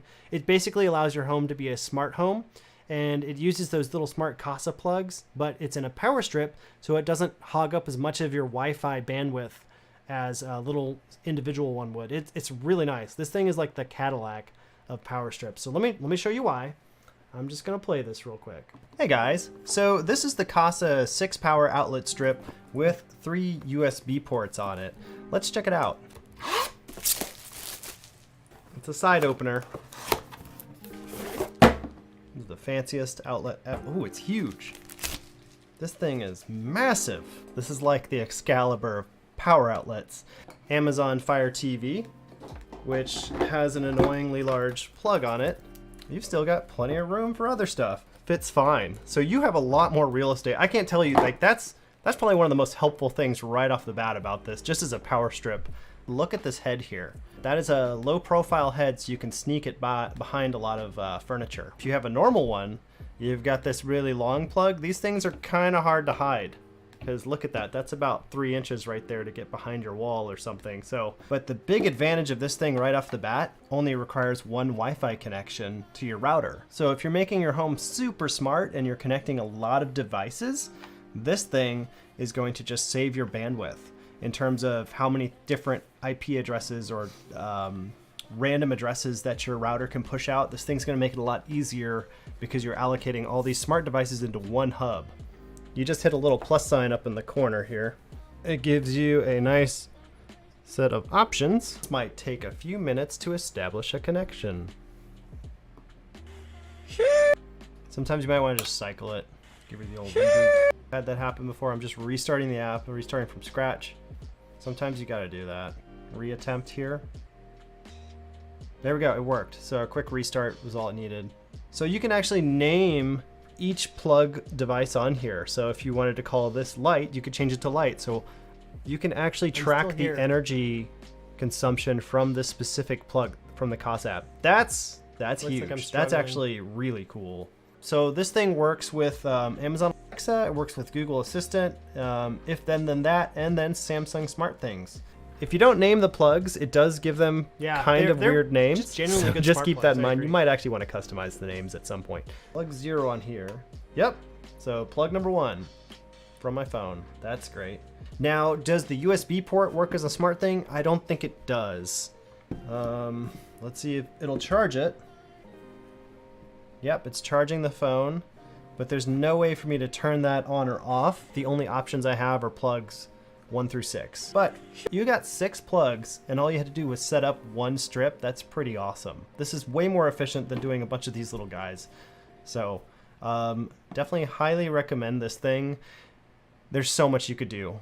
The possibilities are endless, and if you are a smart hub person like I am, where you like to have a smart house and things being automated, this strip is going to free up your Wi-Fi real estate. Anyways, that's enough of that. It's really hard for me to tell when the video loops because it just plays silently to me, so I'm kind of like having to read my mouth and see what I'm saying. Let's see. MH says he bought 2 of the Bose Flexes due to my review. Thanks, MH. Thanks for letting me know. I hope you're liking them. I really have like the most confidence in that speaker, so I know you're gonna like them. And I'm happy for you. Thanks for sharing, and thanks for coming to the stream. Oh, Alex, did I compare the Wonder Boom to the Tribit? No, I didn't. Right now, it would probably be me comparing the Wonder Boom 2 to the Tribit 2, most likely. But now Wonder Boom has a 3. I guess I need to like see what's going to happen in the future. My problem with the Wonder Boom 3 is that it still has a USB micro port, which is a big red flag to me. Apparently it still sounds good, but the fact that they're still using an old port makes me question a lot of like the quality control or like why they did that, because it makes no sense. That's a really old plug for a brand new speaker to have. That's as good as UE speakers are. That's very questionable that they did that. So I'm very concerned about their decision-making process. That's kind of a red flag to me. But I still love the Wonderboom 2 and 3. And then John says, high quality products. Hey John, thanks for chatting. I appreciate the comment there. Since I've kind of lost track of which... Oh, you're talking about the Kasa. I was like, wait, we just went over the Kasa thing. Now we're switching to the Willen, so I got backtracked. Yeah, TP-Link Kasa is super good. I really have enjoyed it. I've had no problems with it. So anyways, we're moving on here. We're going to talk about another speaker that is comparable to the Micro 2, but it's a little bit more expensive. It's about almost twice the price. It is $120 or $119.99. It's the Marshall Willen. It's a fashionable little speaker. It won't focus. It'll only focus on my face. There it is. Look at how beautiful this thing is. The reason I bring up this speaker is just because it's a great comparison to the Micro 2. I'm trying to get my video correct here. There we go. Now you can see me while I bring up some music. So one of the nice things about the Willen here is it's just overall, it's got all the features you would probably need in a micro speaker. It's got the little flappy flap so that you could put it on the little pole, or anything else that you would like to. It's also IP67, so it's fully dust and waterproof. You could dunk this thing under water. You could take it in the shower. It's got about 15 something hours of battery, which is ludicrously good. It's got Bluetooth 5.1, so it's relatively recent Bluetooth.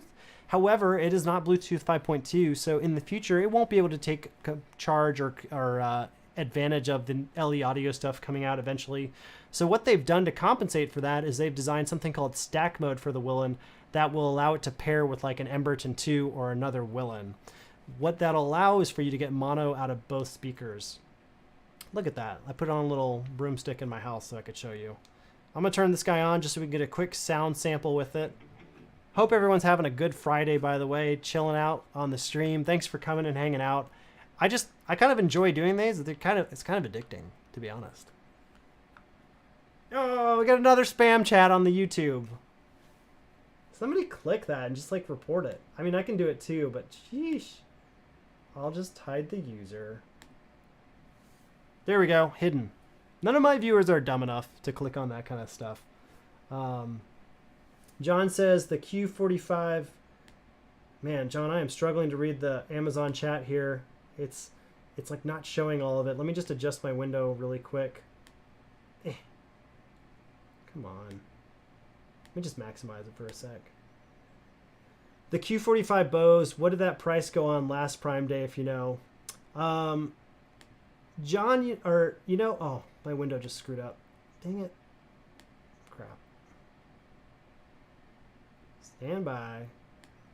You ever have it where a window on your computer like goes off to the side and there's no way to bring it back? That's what just happened to the Amazon chat. Okay, there we go. Whew. So John, the Q45, I actually don't know which Bose that is. I'm super embarrassed that I don't know it because I usually know all the speakers. So you got me. I don't know which one that was, but I don't know what it went on for sale for Prime Day. I do know that the Bose Flex will definitely be on sale for Prime Day, though. Not that that helps you specifically with what your question is. In fact, I would suspect a lot of them to probably go on sale. But anyways, moving on here, I'd rather give you, I don't know, rather than an inaccurate answer. Here's the Willen. You can see it's got a brass knob here that does all the controls for it. Up, down volume, skip track, backtrack, and pause. All built into one little knob and just a Bluetooth button. That's all you get. Let's do a quick sound test just to see how this bad boy sounds. Let's choose a different song. I don't know what this song is. This is called Crop for the Village. This might be like not a good song. Oh, it's just a little guitar sound. Sure, John.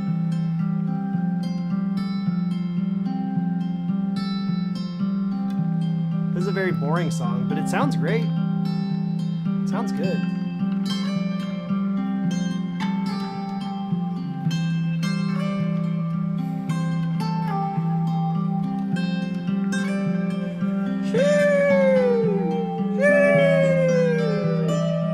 I'm digging it.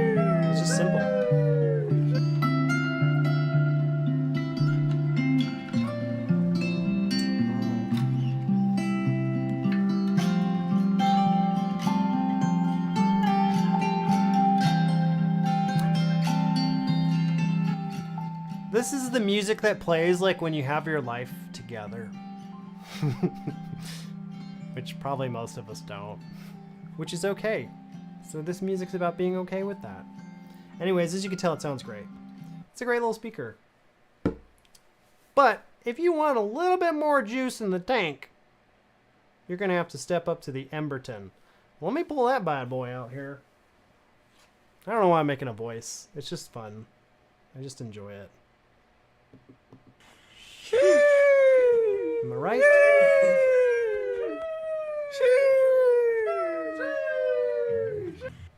Alright, this is the Emberton II here. Let me get the B-roll changed up here. So this is the Emberton II in not white, it's cream. It is a cream color, and it is a beautiful looking speaker, as you can see right there. And I have it on my nice linen, sheets in my bedroom. I was just trying to play up the whiteness of it, but basically this is a incredible outdoor speaker for the fact that this thing has 30 plus hours of battery life. It's IP67, so it means it's totally waterproof, totally dustproof. It's Bluetooth 5.1, which is pretty decent, and it can stack with the Willen or any other Emberton IIs. I don't know if there's even a limit on it. It's actually very easy to stack them. You just press the Bluetooth button a couple times on each to designate like a master and a slave unit. It's very simple, but it definitely has a little bit more oomph than the Willen does. It's got a beautiful brass knob on it that uses the same control scheme. It's basically one button that has like 6 functions built in. Again, the 30 plus hour battery life is like stupid. It's just stupidly good. I don't know what's inside of here. I don't know what mysterious magic they use to make it be able to do that, but that's incredible. It's also just a beautiful speaker. Like, I just look at that. It's not just a speaker at this point, it is a fashion piece. And it makes a statement about what your values are in terms of aesthetics, which is why I like this thing. It's classy. Alex asks, will I ever review Sonos speakers? And Anadi says, really appreciate your Marshall speaker reviews. Thanks, Anadi. I like making them for you. I try to be good at something, like one specific thing. So I appreciate that feedback. For Alex, yeah, I'll probably review Sonos speakers in the future. I just haven't been in a rush because I kind of hate that once you get stuck on them, they kind of work in their own ecosystem like Apple products, which I don't really like Apple products. So that's kind of why I've stayed away from them. MH asks, so which is a better brand for stacking around the house? Wow, well, MH, since you asked that, honestly, Sonos is probably a pretty good one for stacking around the house. How I do it is I have all my Echo devices around the house just synchronized naturally. When you're playing speakers around the house, it's not so much about like one speaker quality as it is about them unified together, working in an ecosystem that works better. So it becomes more about usability at that point than like utmost sound quality. Sonos, they're like sound nerds though. If you've seen their advertisements about how their engineers make their speakers, it's very impressive.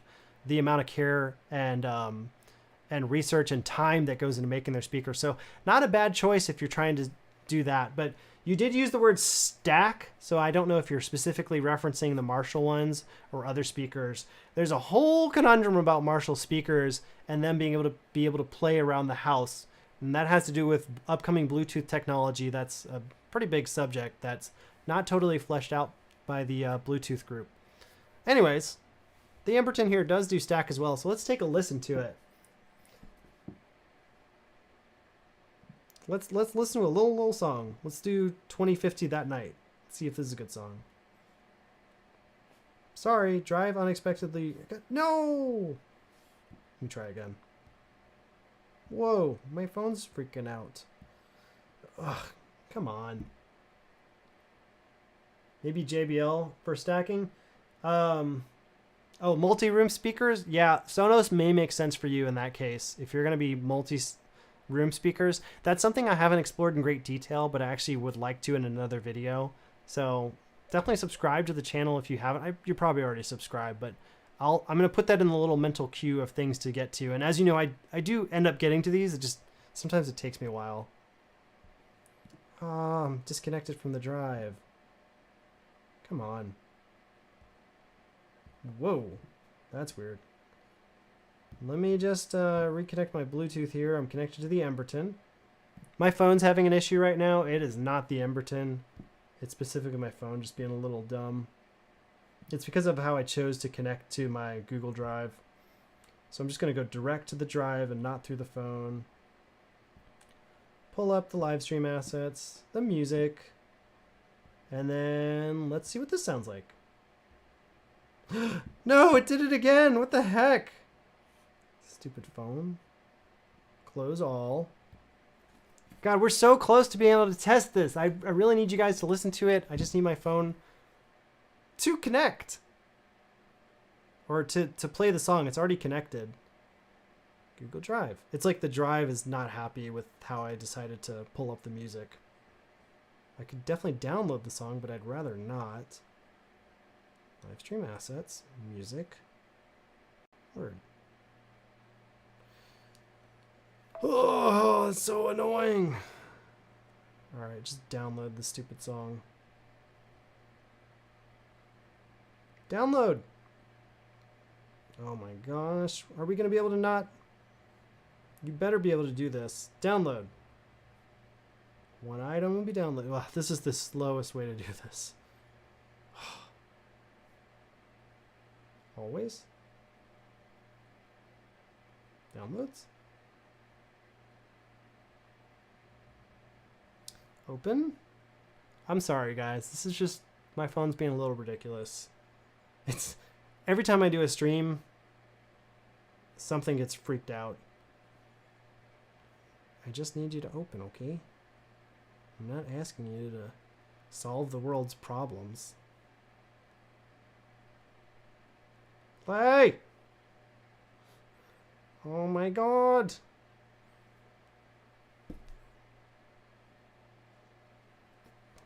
I'm still trying. I just need you to work. Whew. Here's a different song. Play. Connect. Make sure you're connected. Why are you not making any noise? Ah! The struggle. You want me to do earbuds review, Sumo? Yeah, Alex has a good point about the Sonos. It can be finicky, especially when it's not happy. Why is this not playing? It's like it wants to play, but it's like brokey broke. Drive has stopped Dang it, Google Drive! I just need you to play music. You're really failing me. We'll give this one more go. Okay, yeah, the drive has just lost its mind. I wonder if it's like, let me check my email and make sure Google's not like freaking out. Come on! You know, it wouldn't be a real stream if I wasn't like panicking inside at some point about something going wrong, so this is normal. It's completely normal.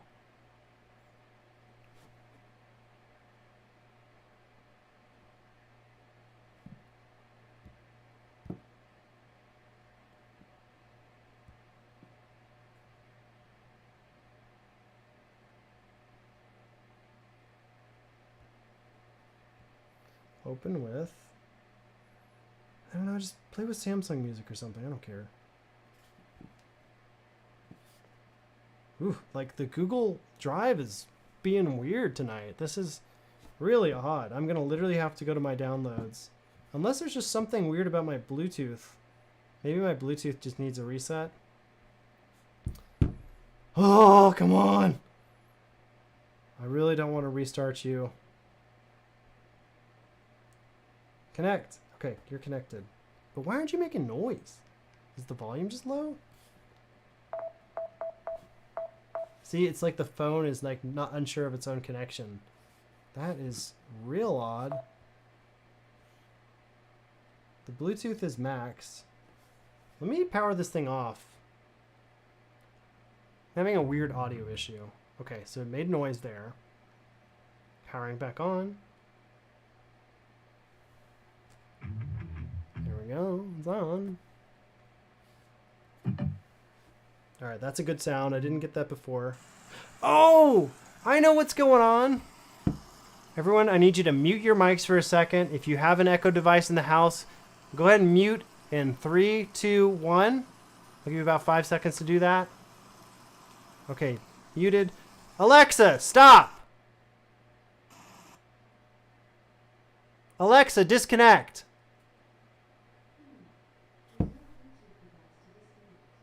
Ugh. Okay, you can bring back your audio.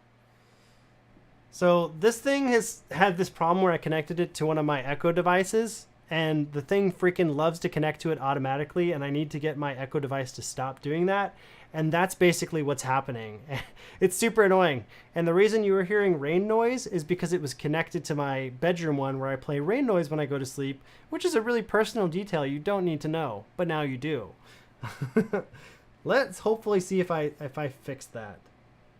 Let's give this one more try. Come on. Come on now. Hopefully it worked. It's not gonna work.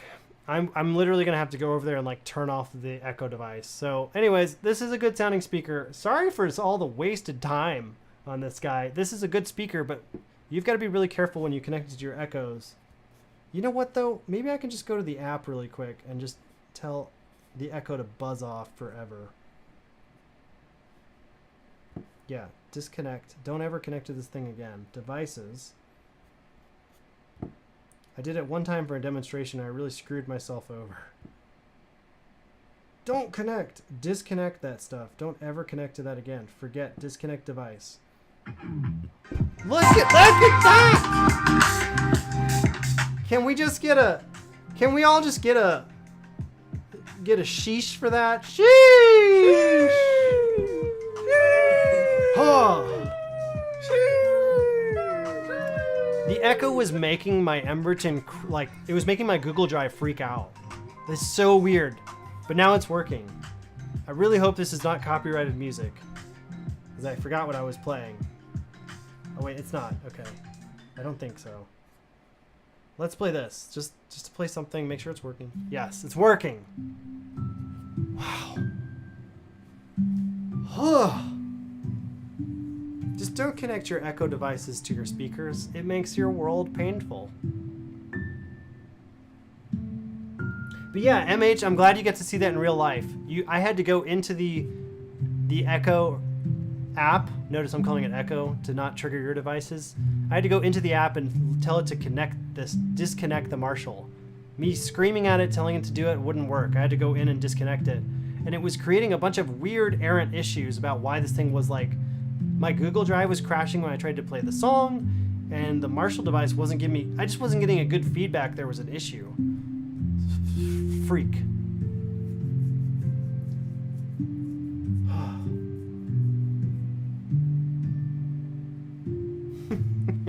This song sucks. Sorry, this is a horrible song for comparison. Here we go. Maybe this is better.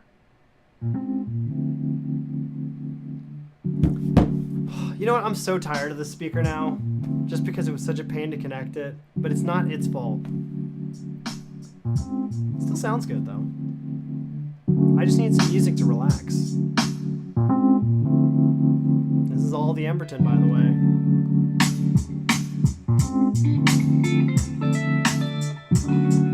Sounds wonderful. Moving on. I wasn't really gonna throw it. I lied.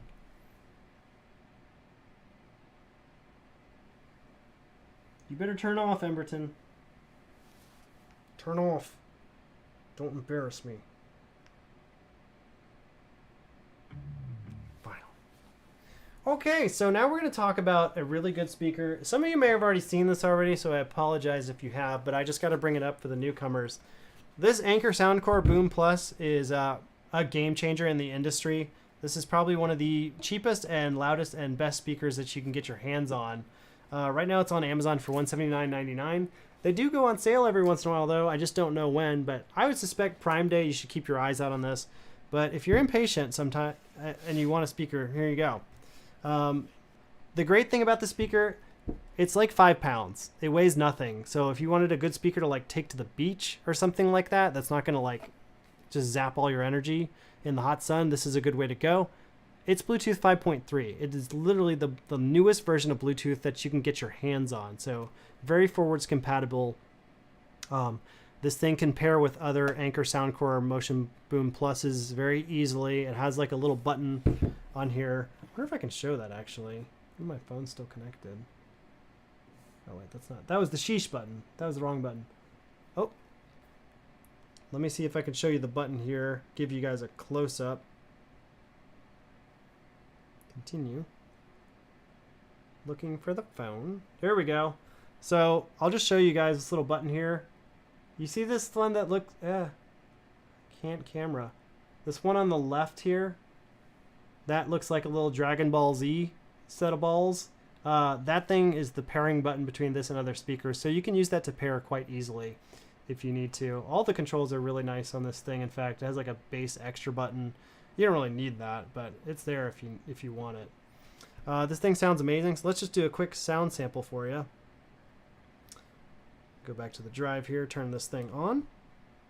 This thing is comparable to the same volume levels that you can get at like the Marshall Tufton or the Sony XG300 or the Tribit Blast or the Hyperboom even. It sounds just as good as the Hyperboom for the most part, and it's way cheaper. It's kind of a no-brainer if you're looking for like a cheap speaker that you just want to play good music through. So let's play a good song here. Let's see what we can get. Less Gravity by Frosty. This thing gets so loud. I'm not going to get super loud, but it gets loud. Listen to that. Just screaming. Screaming.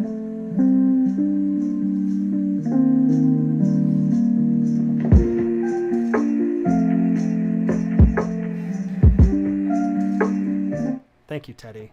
That was very sweet of you to say. Just as sweet as the Hyperboom.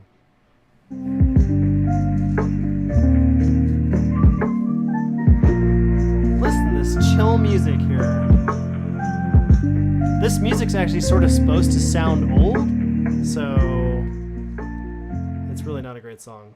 Let's try this song. Okay, whatever. This is a weird song.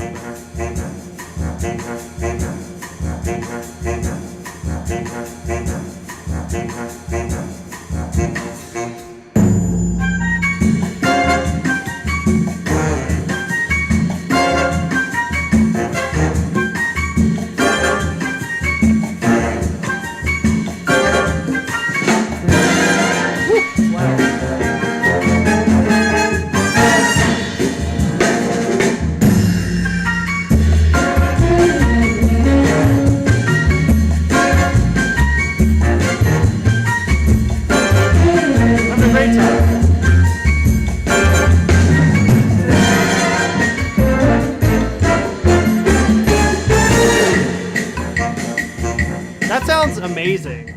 That thing sells itself. There you go. It's a fantastic sounding speaker. Super clear highs, very balanced bass.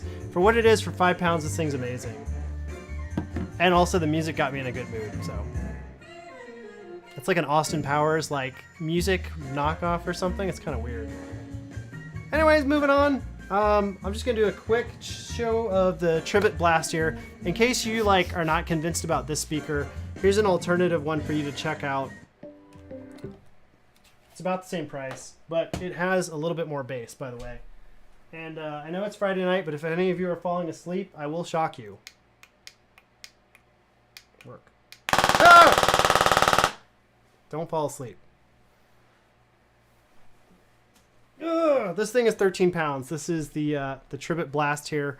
This is basically comparable to that Anker that you had. It's got Bluetooth 5.3, IP67. It's super loud, but it definitely kicks out a lot more bass. It is a lot bassier, but the bass is super nice and controlled. And I kind of think that 13 pounds of density that this has is what's adding to the ability for the passive radiators to give a really nicely controlled, very, very, very refined bass sound. It's 4 a.m. for Alex. Woo. Teddy. Thank you, Chemlock. I appreciate it. I'm glad you're watching. All right, so just so you guys can hear the exact same song on the blast. Sounds really good, the bass.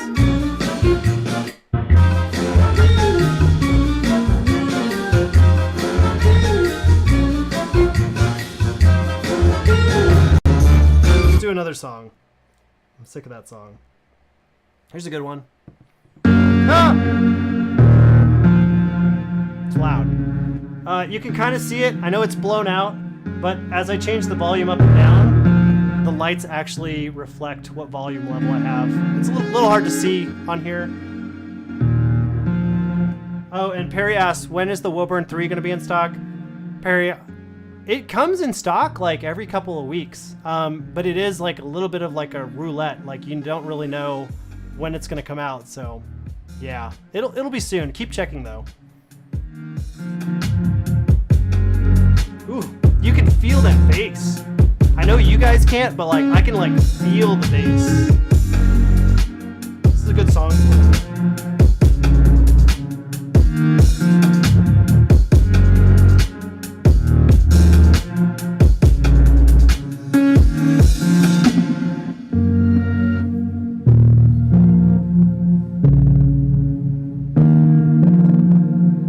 It's a great speaker. The other thing you can note about it is that it's got a power bank in the back. So if you wanted to, let's see, can I show this? Yeah, in the back here. Oh, can I find the camera? Oh, I'm really bad at this. This way, that way. Yeah, so it's got USB-C and a mains port for charging and an aux in, so you can listen to lossless audio if you have like a DAC or something like that, or a CD player or something weird if you're old. And then the USB-C is what it will actually push power back out if you need to charge something. This thing has like a 30+ hour battery life, at least it's reported to, so this would be a great tool for a camping or something like that. Same with the Anker Boom Plus, that's also a good one for camping. It's basically a big battery that also makes music, if you think about it like that. And lastly, we got one more speaker boy to talk about here tonight. I've been teasing it with you all night. The Divoom Plus. I know somebody on the stream yesterday actually wanted this thing to get pulled out. So here you go. This is the Divoom Plus. This is the coolest and weirdest. Get out of here, baby. All right, baby's gone. Sorry for bothering you. This is the Divoom Plus. This is the weirdest speaker that I have on the lineup tonight. Basically, it's just a Bluetooth speaker. At the end of the day, this thing is just a Bluetooth speaker that plays music. But what's exceptional about it, and the reason I've kind of still held on to it, is because it does it so well.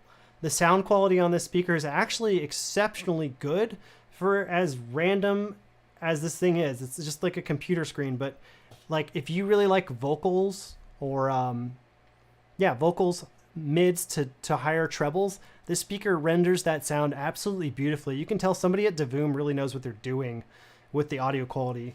You can see it's got a passive radiator here in the back for the bass. This is not the biggest bass speaker ever, but it is a contender with any speaker of this size. In fact, it sounds actually a little bit clearer than the Willen or the Micro 2 to me, honestly. This would be a better vocal speaker. But the form factor is just so weird and it has other things with it. So let me just show you another feature. You see these pixels here? Now, they don't look that cool probably on your computer screen, but in person, this thing is mesmerizing. It's like a lava lamp because those are actually pixels generated and pushed out through the monitor that you're seeing. I'm not sure if it's not the CRT necessarily, but the way they are produced,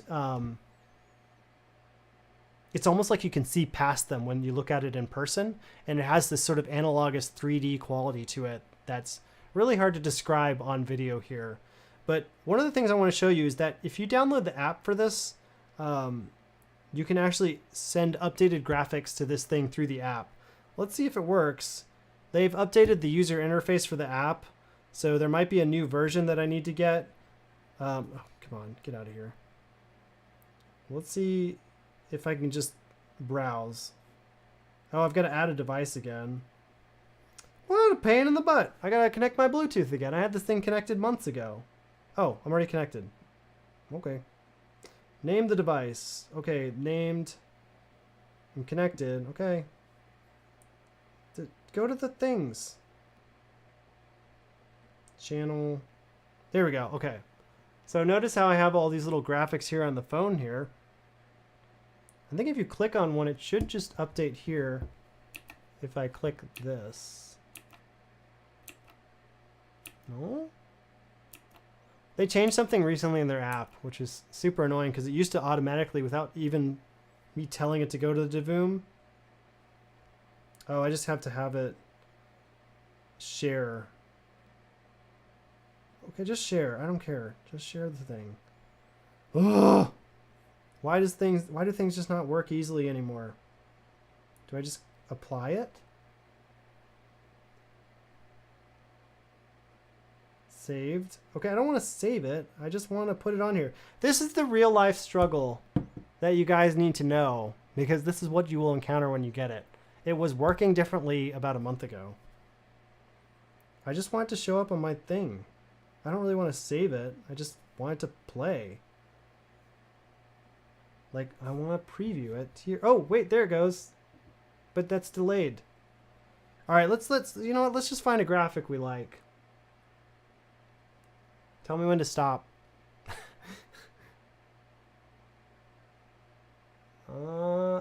Yeah.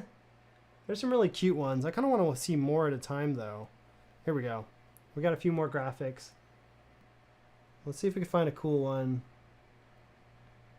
What the hell is that? Oh, it's like a pencil turning around. All right, so I think sometimes you just click on it, or you just hit this little download button, and it should pop up. Ideally. Oh, there it goes. Ah, it worked. It used to be there where it just automatic. Why did you change back, you stupid? God. Ah. Well, Divoom, normally this works really easy, but I'm going to have to like dig in and see like why it doesn't happen automatically from here to here anymore. It's like I have to download it and then it loops back to the old one. It's weird. But let me just do a sound sample for you, because most importantly, this thing is really good sound. It's also really well constructed. It is metal. They did a nice job with this thing. And it's got not necessarily cherry blue keys, but you hear the clicking on there. This thing actually, these are high quality keys that they used on what little keys they have. Oh, Teddy asked the name of the last song. Hold on, let me just take a peek for you. I'm showing Ezra by Time Warp. Let me just play it again. Ah! It's loud. I'll type it in for you.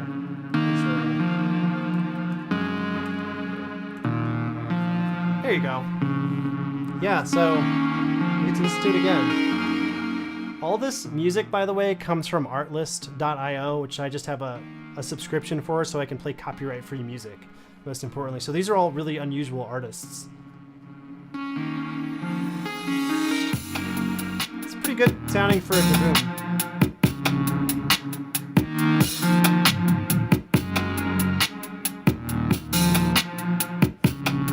Alright, let's try another song here. Sero Air. Here's another nice one. Is it the one I think it is?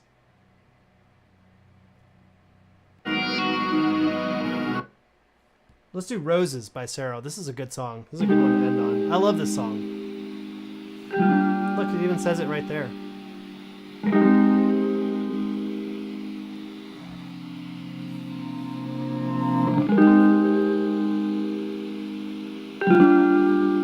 Super clear.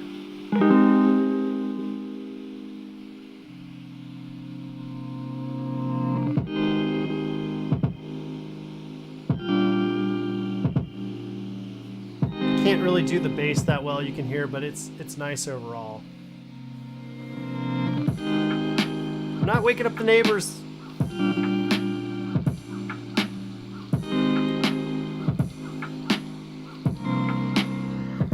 If you want to change the graphics, you just hit this little writing button.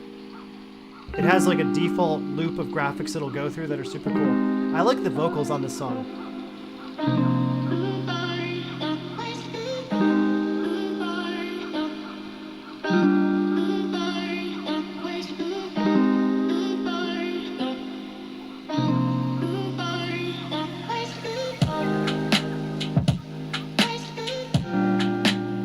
Alex is asking, is there a bigger version of the Divoom? They have a few different versions, but I haven't dialed down which one's actually good. I want there to be like this big of a version of it, so I can just have a computer in my office that I don't actually do any work on, but just looks really cool. But that's a good question. I might have to look into other Divoom ones. I think this is probably their best product, to be honest. I don't think they've quite scaled this up to a better speaker.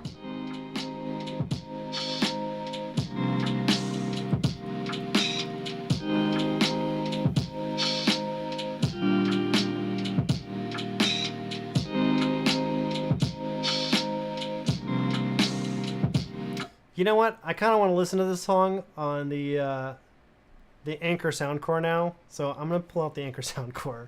I need to listen to this song in slightly more fidelity. There's a litmus test for you. I was like, I really like that song, but I really need a bigger speaker to really appreciate it. So here's the big boy. Let's connect it. It should be as simple as powering it on. That was easy. Alright, here we go. Should play. Oof. I can already tell the fidelity is much higher now. We're listening to this one.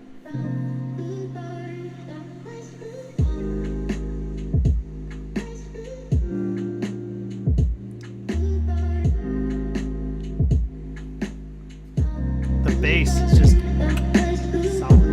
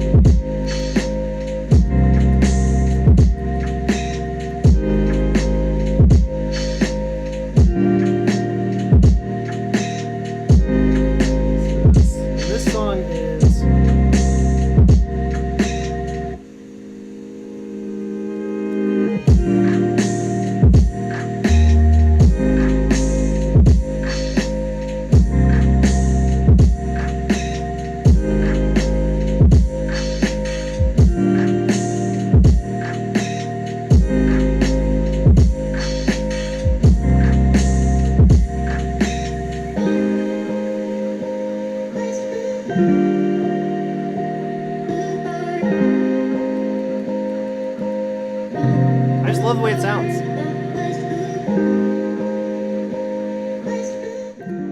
Anyways, I really enjoyed playing that music for you. It looks like a lot of people came onto the chat. A lot of good friends checking out the chat here. So thanks to you. I know you know who you are. Thanks for coming in and watching tonight. This was just a quick little video I wanted to make tonight. I just want to talk about tools and chat with all of you digitally in our new world of digital communication. I have a way of making things very awkward. So yeah, I can't help that. Thanks guys for watching tonight. I hope your Fridays continue to be really nice for the rest of the night. If you're going out tonight, be safe. Don't drink and drive. Enjoy your friends and family. And thanks for watching. I'll hopefully be doing some more live streams soon or some videos.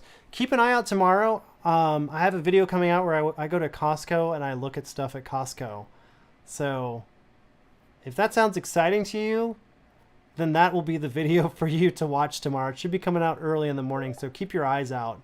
I like doing these shopping videos. I don't know, they're really easy and I enjoy pushing them out. So I'll also be releasing some journalism videos later on, talking about the sound industry in general. You can expect to see me at CES next year. I got admitted to the, I got a ticket finally. I got admitted as official media. So that was like a big step for me, getting admitted by CES. So I'm kind of excited about that. So good things to come. So I know this is a super awkwardly long goodbye. I've been enjoying hanging out with all of you. So I will see you guys later. Thanks for watching the stream tonight. And yeah, stay in touch if you know who you are for saying hello. I'm just going to stop.